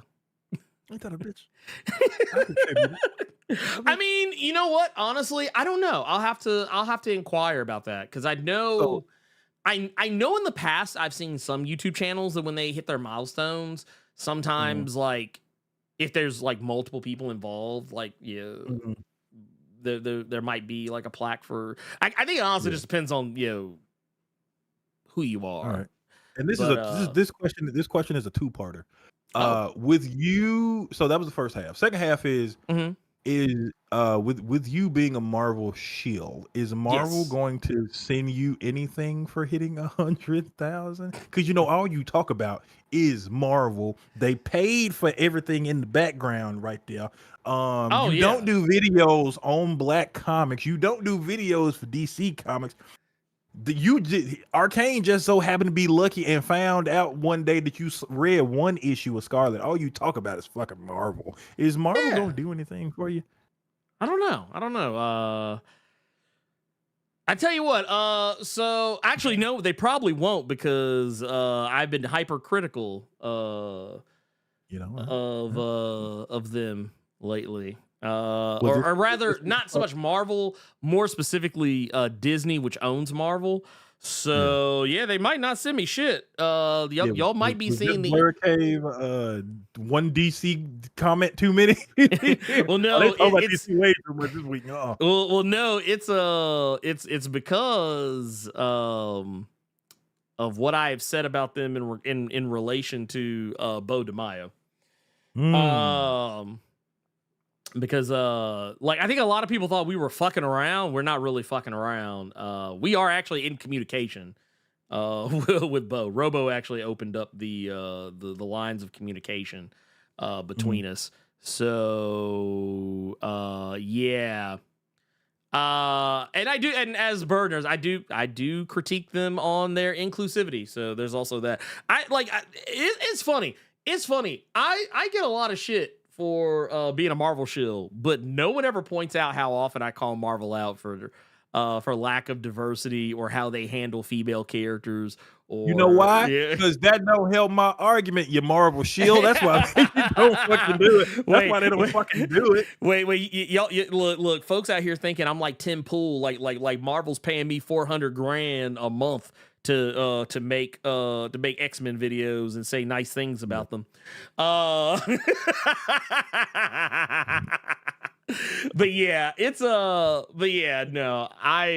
we'll see how long that goes. We'll see how long that goes. But no, I know what they're gonna do for me. Actually, what's gonna be funny is I don't know, maybe you might see a turn. Maybe you might see a turn of events. There's things I can't talk about right now that because a lot of people say I'm a Dynamite shill now too. So because I'm always talking to folks from Dynamite, but it's really just because they offer me the opportunity, so I just take it. I'm not going to turn it down. I actually am scheduling a talk. Actually, just recently scheduled a talk with the co-creator of Moon Girl, and that'll be something fun. Hey, wait, real time. Did Disney ever send a stream or something for reaching a YouTube? No. God, no. But it would be funny if they did. That was a running joke. Yeah. That's all that was. But yeah, I didn't mean for that to do all that. Did you have your questions? Yeah, okay. I have questions. Yeah, I got some questions here. I will say I'm not going to talk about the Bo stuff here. I'll just say listen to what we had to say about it on Nerds of Culture because we're already over on time and it would just drag on. So no, I'm not going to talk about it here. Go watch the most recent episode 40. Was it 40? 41, I think. Yeah, it was 40. 40 of Nerds of Culture, I believe. Go watch that. That'll fill you in.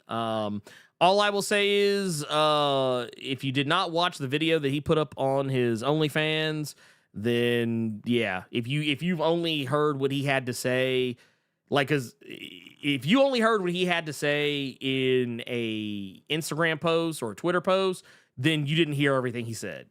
He actually said everything in that video. It was a 30-minute long video. He said a lot. If you watch that 30-minute video and still don't think that there's a possibility that some shit ain't right with what Disney's doing, then I can't help you. I cannot help you. Yeah. I like I said, watch it however you choose, but I will say he asked us specifically not to play it because it is part of, there's some stuff that's in there that nothing bad, but there is some stuff that he put it behind the paywall for very specific like legality reasons. So that is why it's behind the paywall. That's all I can really say about it. But yeah. That said, see how that already kind of drug things out? So yeah, there you go. Go watch the episode. I promise you, it'll be worth your time. That's it. Let's get into our questions. We got 3. I think I see I actually see 4 right here, right now. Let's go. First and foremost is gonna be from Jasmine, who asked the question. Let's see here. Actually, I'm about to move this out of the way because now I can't see it. That is kind of wild. Okay, here we go. Are y'all excited for Avengers Assemble next week? I'm always down for more Monica Rambeau, but in reading this list, it sounds like each issue will focus on a smaller group from the whole.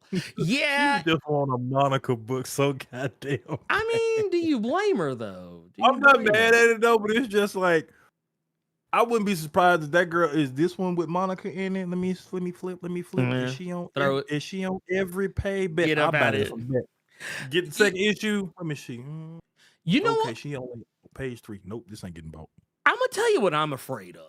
Did you read not the recent Thunderbolts, but the one before it, the one where Hawkeye and Monica Rambeau? Yeah, that's the thing I was actually kind of worried about. The thing I'm worried about happening with this book is what happened with that book. Is that Monica Rambeau is in that book and she is technically leader of the team, but at the same time, she's not really in it as much as I would have liked. I feel like she's kind of back of the bus in that book.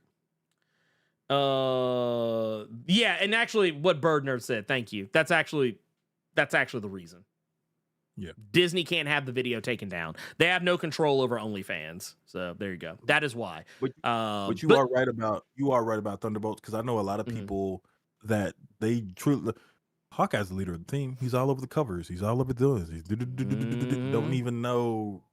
Oh, that's fucked up, man. Monica's on the back of the bus. That's fucked up. Yeah, I didn't think about it like that until you said that. Yeah, that's why I have concerns. That's why I have concerns. Yeah, it's a. And yes, Robo's right. It's not his OnlyFans is not explicit at all. It's just pictures with the shirt off. That is it. That's the only thing you're gonna see. And in that video, he has a shirt on. So there you go. Question. This is from YTube Noob. Let's see. This one says, when is the next book for Champions going to drop? Also, birthday shout out to Blur's daughter. Her born day after my shout out. So you're the 9th? There you go. Let's see. 9/9. Let's go. Thank you for those birthday wishes. Actually, everybody, because I saw other people saying it too earlier. But yeah, thank you. She will appreciate that in ways that she'll be hyper shy about. We'll put it like that. I don't know what's up with Champions right now. I feel like Champions has to come back at some point because I feel like there's a lot of kid superheroes running around that ain't doing shit. Maybe it'll be back soon, but I know Ms. Marvel's kind of tied up right now with NYX, so there's that.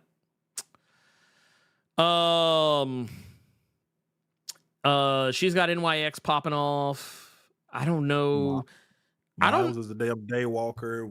You still got Richard Rider flying around here in Phoenix book and shit. I was gonna say I think they haven't. Oh wow. They haven't done anything with Amadeus Cho, have they? Since that? No, not really.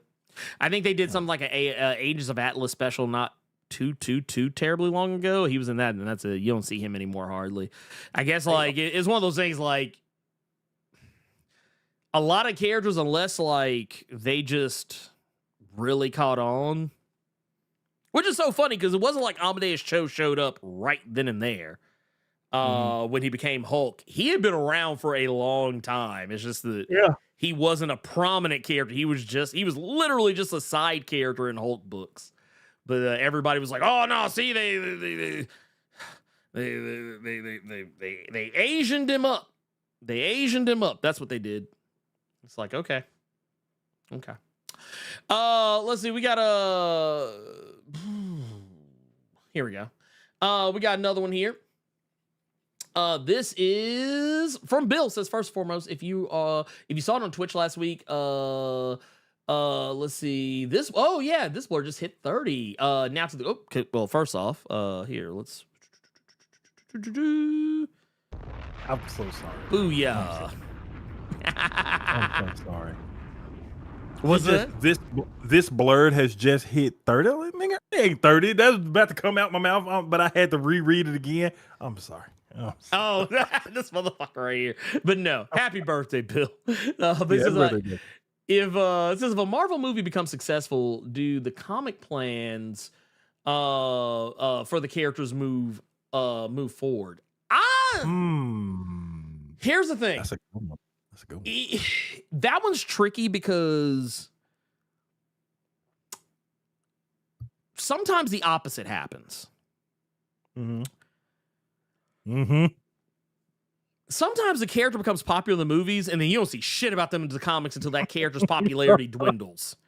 Now, I think that has changed some. Like, okay, here's a well, is this a good example? Okay, here you go. So when Jane Foster became popular in the comics as Thor, or you could say unpopular, depending on how you want to look at it, if you're a chud or not, I don't know. Fuck out of here. She was cold. Oh yeah, no, she was popular. She was popular. Let's be real. She didn't get as long a run as Thor as she did without being popular. I'm sorry, it's a fact of life. That book would have been canceled if she wasn't popular. Somebody was buying it. I know I was. I know Carter was. So good writing from Jason Aaron with Jane, and then she had that Cole Russell Darterman arc. Get the fuck out of here. Yeah, nah. It was cold. It was cold. And yeah, but the thing is, by the time that they finally got around to putting her in the MCU, this heifer was Valkyrie. She ain't even Thor no more. I think, well, no, I take that back. She came back as Thor for like the briefest of stints in random issues of comics. Like, I think she came back as Thor for like all of 2 seconds in Al Ewing's Immortal Thor and maybe somewhere else. But the point is that she is Valkyrie now. She is not that character that we recognize her as, and they don't show any signs of putting her back in that position. I see what someone said here with Doctor Strange. By the time they finally got around to making Doctor Strange the movie, he wasn't even Sorcerer Supreme anymore. As a matter of fact, I think at that time, did that movie come out around the time that Loki had snatched that shit from him? Yeah. Like, it wasn't a long time, but I mean, it was long enough that I remember it. And let me say that you can make a case for you can make a case for a lot of things. You can make a case for why sometimes characters get put back to their status quos. Case in point, the X-Men, though not a full status quo reboot with From the Ashes, but just not having the same levels of superiority that they had before. Because at the end of the day, Marvel does want you to go read those comics. And so when they put these movies out, they're hoping you'll go read these comics. And they want those comics to be as recognizable to you as humanly possible. Shit, I think I remember at the time that one of the Fantastic Four movies was coming out, Reed and Sue weren't even on the team. At the time, it was when Storm and Black Panther were, I think, leading the team at that point. With Thing and Human Torch were there too, but I don't remember which Fantastic Four movie it was, but I want to say somewhere in and around that time frame. And they made sure after that movie came out, they're like, all right, okay, get their black asses up out of here, get Reed and Sue back on. Get their ass up out of here, get their ass up out of here. Yeah. But you can make a case for the X-Men though too. The X-Men, they definitely did this with the X-Men. Not just even with the stuff that's going on now, but even back when those Fox movies were coming out, they made sure, like, yeah, the X books just disappeared. Fantastic Four books disappeared. So yeah, it depends. It really depends. Because case in point, even with how popular Black Panther, Wakanda Forever was, and how people responded pretty positively to Ironheart. That did not result in an Ironheart book. Was Wakanda, because I think that book was fucking hated. Was Wakanda Forever when John Ridley was on it? Yep. Okay. And so there you go. You're looking at a time frame where Black Panther ain't even Kang. He ain't even the Kang. So yeah, and Wakanda's a democracy. So yeah, it's a. I don't know. It really depends. I tell you what. Here's what you'll see. You're more likely to get that type of shit with DC. DC is more likely to put characters like case in point. They knew that Blue Beetle movie was coming out, so they say, hey, we need to get some Blue Beetle books out. There's like, hey, get that Graduation Day up off the ground, make it happen. Oh, and when that book is done, by the time the home video release come out, make sure that ongoing series, that ongoing Blue Beetle is out. Y'all go ahead and hook that up. That's basically what they did. I think DC's better about it than Marvel, if I'm being honest. It just kind of is what it is. Okay. Let's see here. Hey, what's up, Cypher? How you doing, pimp? Lo Tigre! Oh, man, Parasil out here gifted. Man, dude, what are you doing? Also, we got here. Actually, man, we got some stuff over here on the Streamlabs side. We'll take a look at here in just a moment. I'm gonna let's get this. I think what was that? 3? Was that 3 questions? I believe so. I think this is 4 right here. Okay. Yeah. If it ain't, well, yeah. Oh well. But totally just this question. I used to think Mel Gibson pre-Meltdown, in my opinion, would have made a good Wolverine. Any actors you think would have been who would have been good in a superhero movie, but won't ever be in one? Mel Gibson's a good one, because I think if Mel Gibson wouldn't have gone off the rails like he did, yeah, he probably would be in a Marvel movie, but he fucked up too bad.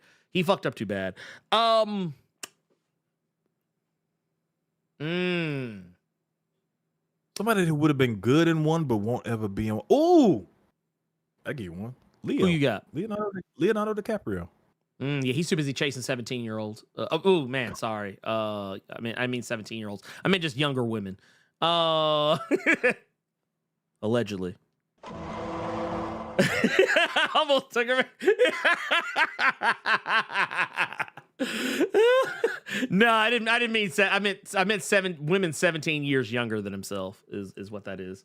He likes his women. He likes his women young. Not like babies, but that caught me so. I'm sorry. What I meant was he likes dating younger women. He likes younger women. Like, you know, like I'll put it this way: whenever the women he dates start getting over 30, just start noticing that they gone. They get over 30, he can't use them. There's ruined. Oh God! He said that shit smooth too. Holy! He said that shit so clean. I'm sorry. This is apologies. If these women over 30, yeah, he leaves. He's got to get somebody else. Oh yeah. Man. Oh, yes, right. Yeah, 24. There you go. 24. That's the age. Damn.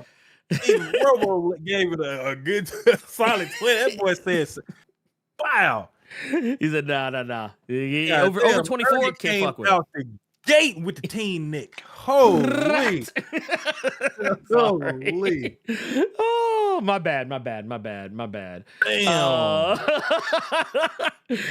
Yeah, look, just ignore me on this one. Who do you think would be good in a superhero movie but won't be in one? God damn. Oh, man. Who would be good? Man, you know what's funny? I know people, yeah, it's not good to talk about this person because you know, they have their own host of problems. Mm-hmm. But what's his face? Oh God, what's the man's name? Kevin Spacey. You ain't ever gonna see him in one. Because he fucked up too bad. You ain't gonna see that nigga in the movie, period. Unless it's direct to video. Oh man.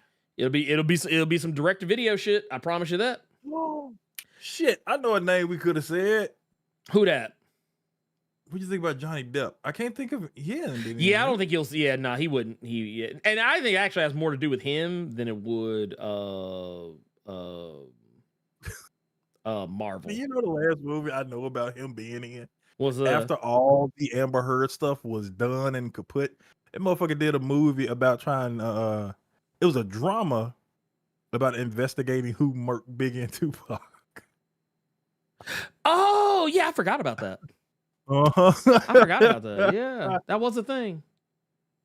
That was a thing. Hey, Gillis Mo. Gillis Mo coming out the gate. God damn. Here. Let me here. Wait a minute. Okay. There we go. There you All go. right. Booyah. Mo, greetings from New York City. Good God. Just stopping by to show support and will watch the stream later as I enjoy family and dear friends, which is what you and everybody else should do. Be safe. Happy weekend. Get them likes up. And stay cool. Right. Because I don't know what the temperature is in NYC, but I've seen several numbers and none of them numbers are good, except for that person who tried to brag and say it was 64 degrees for him. Fuck you, whoever you are. We don't want to hear about your cool air. We don't want to hear about you just sitting on the floor. We hot, okay? I look, I ain't mad at you, man. Get your AC. And we also got once again we had oh shit, it jumped away on me. Man, lame. It ran off on me. RUNOFT. Oh well, I'll pull it up the other way. But no. Gearless, thank you for that 1999 super chat. Let's see. We have also got let's see. Yeah, here we go. This is how we can do it. Make it a good one. That's one. You got to make it a good one. Let's see here. I'm looking back. I don't.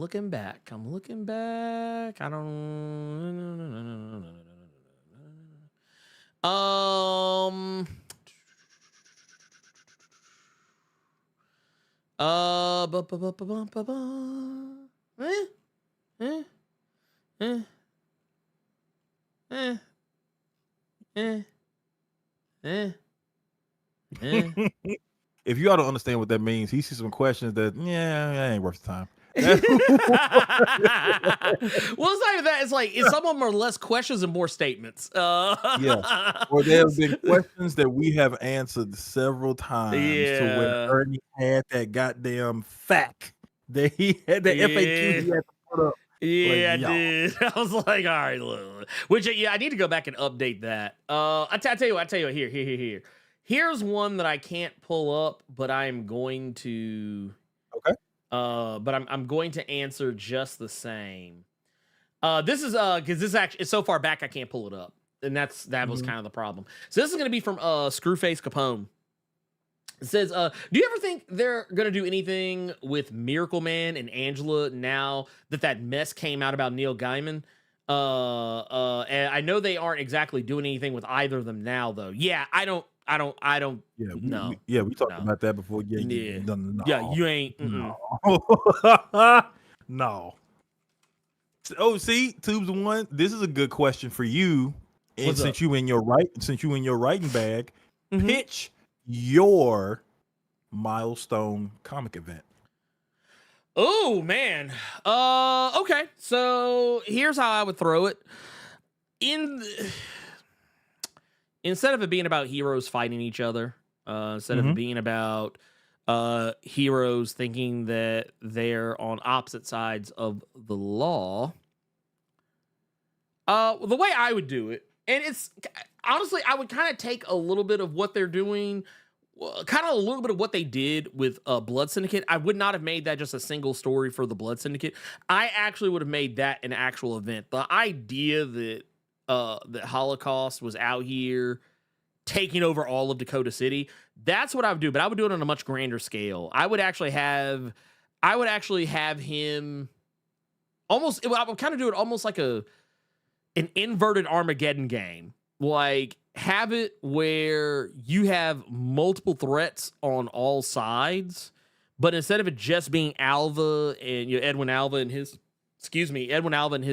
cohorts doing all this shadow business behind the scenes, instead of just having it just be that, I I would actually have it where you have Holocaust technically working in the forefront. You still have Alba kind of working the background of it, but have it where you have the Blood Syndicate out there, they're trying to do their thing, trying to combat against a Holocaust. You can have Hardware trying to deal with that whole thing too, and maybe bring Technique on over into the forefront of that. Have Icon and Rocket taking on what was that one? I don't remember the dude's name. I think it was like Lord something or other. But maybe have something where like maybe what was it they called? Like the Terminus? I think that, if I remember correctly, called the Terminus. Have like the Terminus pull up in the midst of all that, and everybody have to stop what they're doing instead of doing that Brainiac bullshit. Have it be Icon's actual like home. Okay. Pull up on Earth and be like, all right, Negro, you got to bring your ass back. And also, we taking this shit. We bringing these motherfuckers in the collective, and ain't nothing you can do about it. And have that, like, have all those characters have to, instead of having to wage war with one another on their own terms, like over the fate of Dakota, make it be one of those things where they're actually have to drop what they're doing, and you could actually have where you can, okay, now we got the Holocaust book. You read the Holocaust book, you see how Holocaust is actually, he's still on his fuck shit, but he's taking it to the Terminus. You can have it where you got Blood Syndicates, like, okay, all right, we ain't fucking with Holocaust no more. We giving him a 2-day pass until we can figure out this shit. His Dakota privileges have not been fully revoked, so we're just going to go over here, and we're going to try and take it to the Terminus on our side of things. And then you can also have it where, of course, obviously, Icon and Rocket, they're doing their thing, fighting back against that alien invasion themselves. And you even have it where, like, a core book where they're all, like, in some ways, some working together, some not, and maybe even have it where some don't, like, the more villainous side of things don't fully trust each other. You can have the Shadow Cabinet kind of overseeing, like, the whole thing. That's just off the top of my head, not something I've like actually thought long and hard about, but that is one way you could do it that would not be what was done with what was it? Hardware versus Icon or whatever. But yeah. It's let them fight aliens, not each other. How many issues would that main series be? I mean, you think you could pump out and tell your story? Honestly, I would do it in 5. Okay. I think it could be done in 5. I'm almost positive it can be done in 5.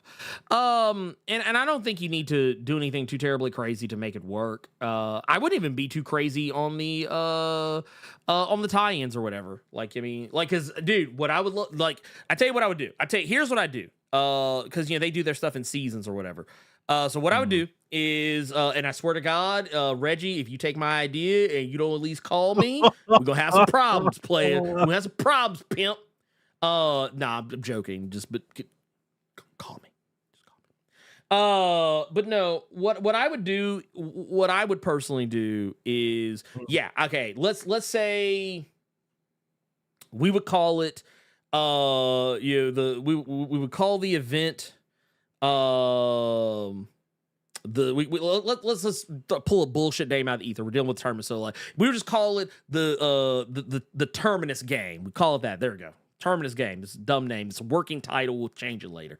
But what we do is core title, boom, done. 5 issues, telling the full story.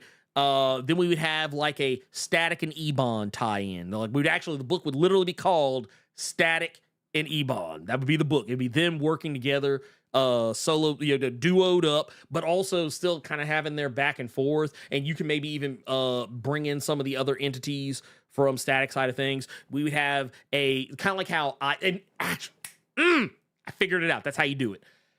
Just like kind of similar how you have like Icon and Rocket as a book.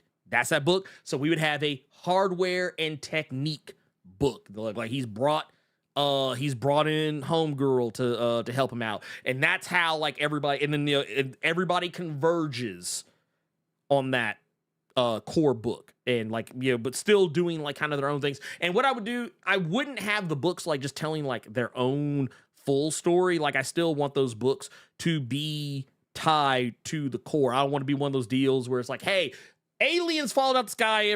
Oh my God, aliens fighting everywhere. Oh my God, what are we gonna do? And then the Icon and Rocket tie-in book, motherfuckers fighting regular ass fucking drug dealers and acting as if they ain't no motherfucking aliens at the sky. But at the end of the book, like, oh yeah, I forgot there's aliens in the sky. No, we're not doing that. No, not doing that. I hate that shit. But yeah. So, ladies and gentlemen.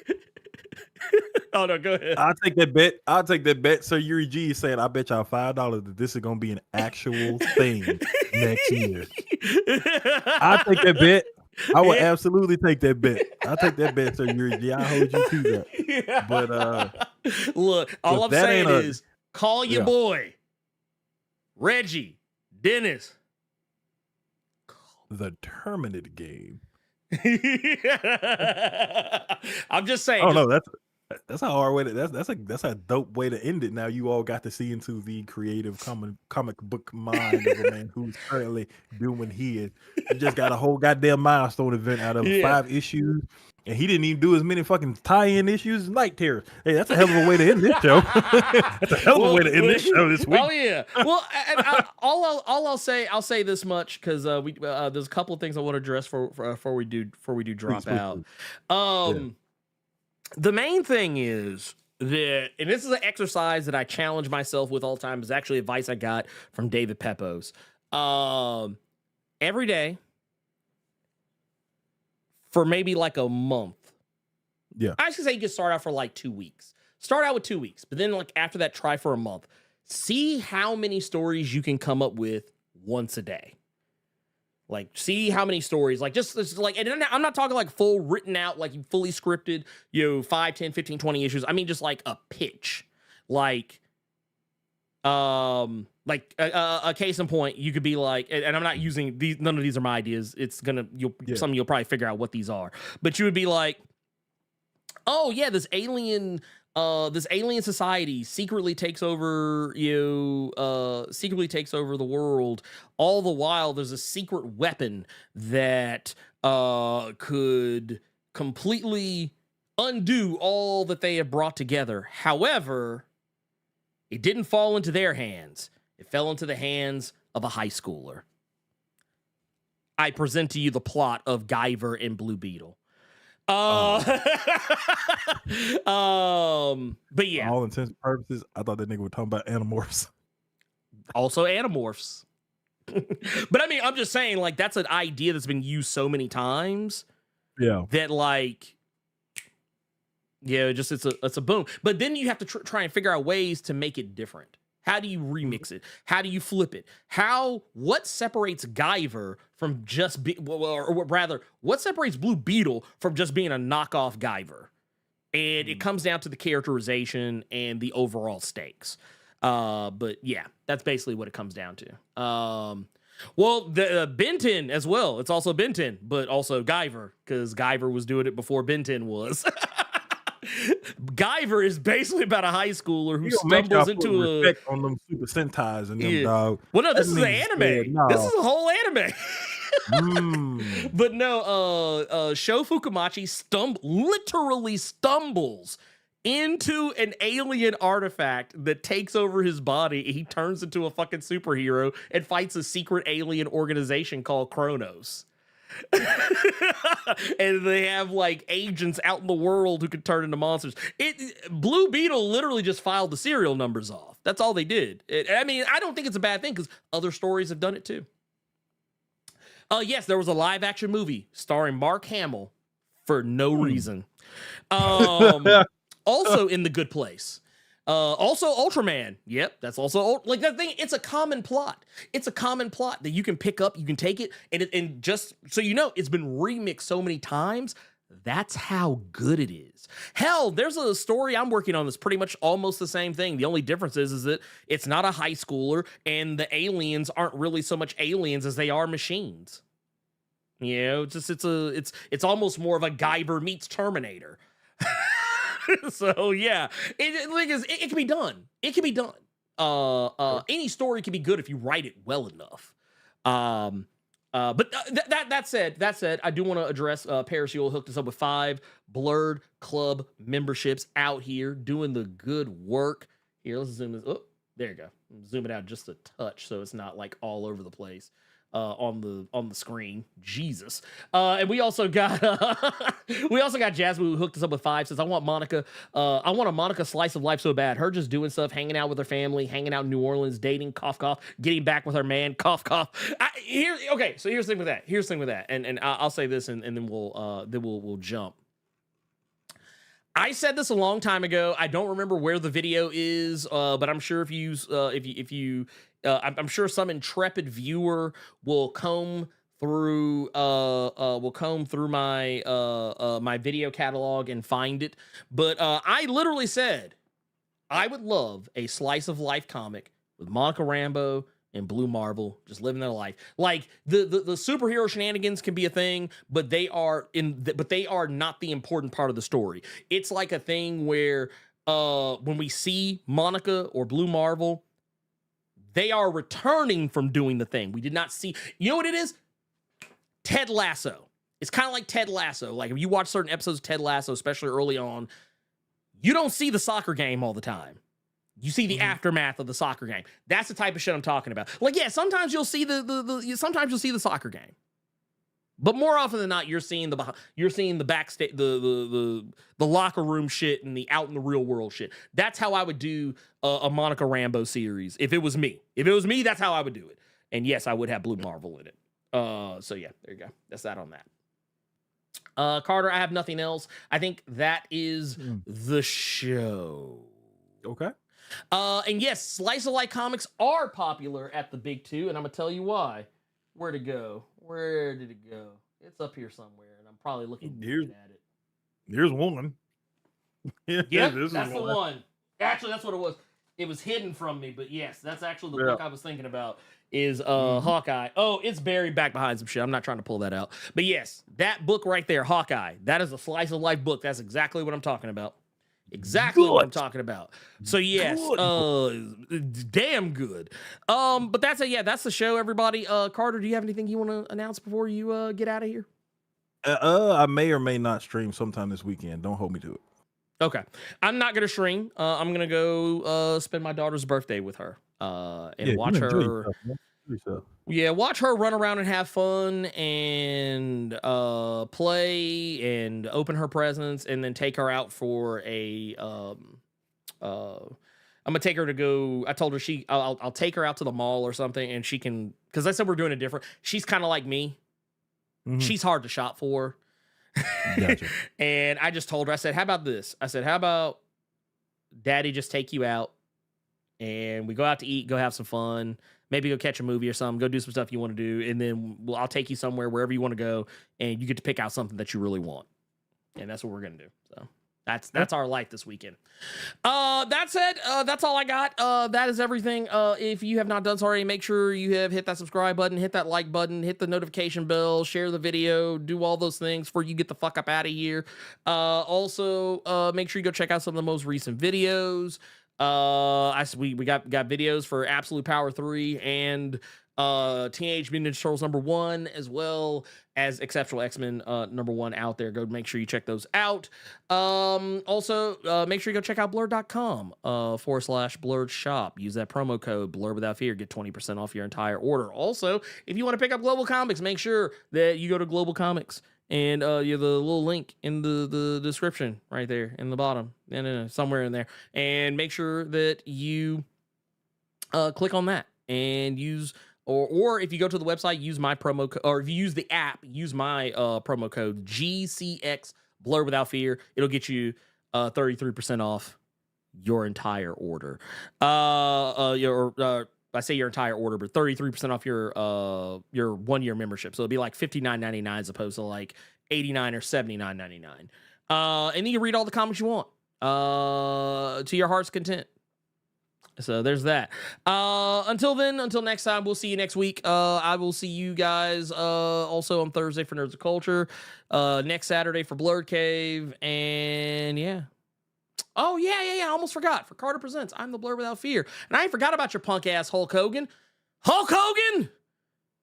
You can go to hell.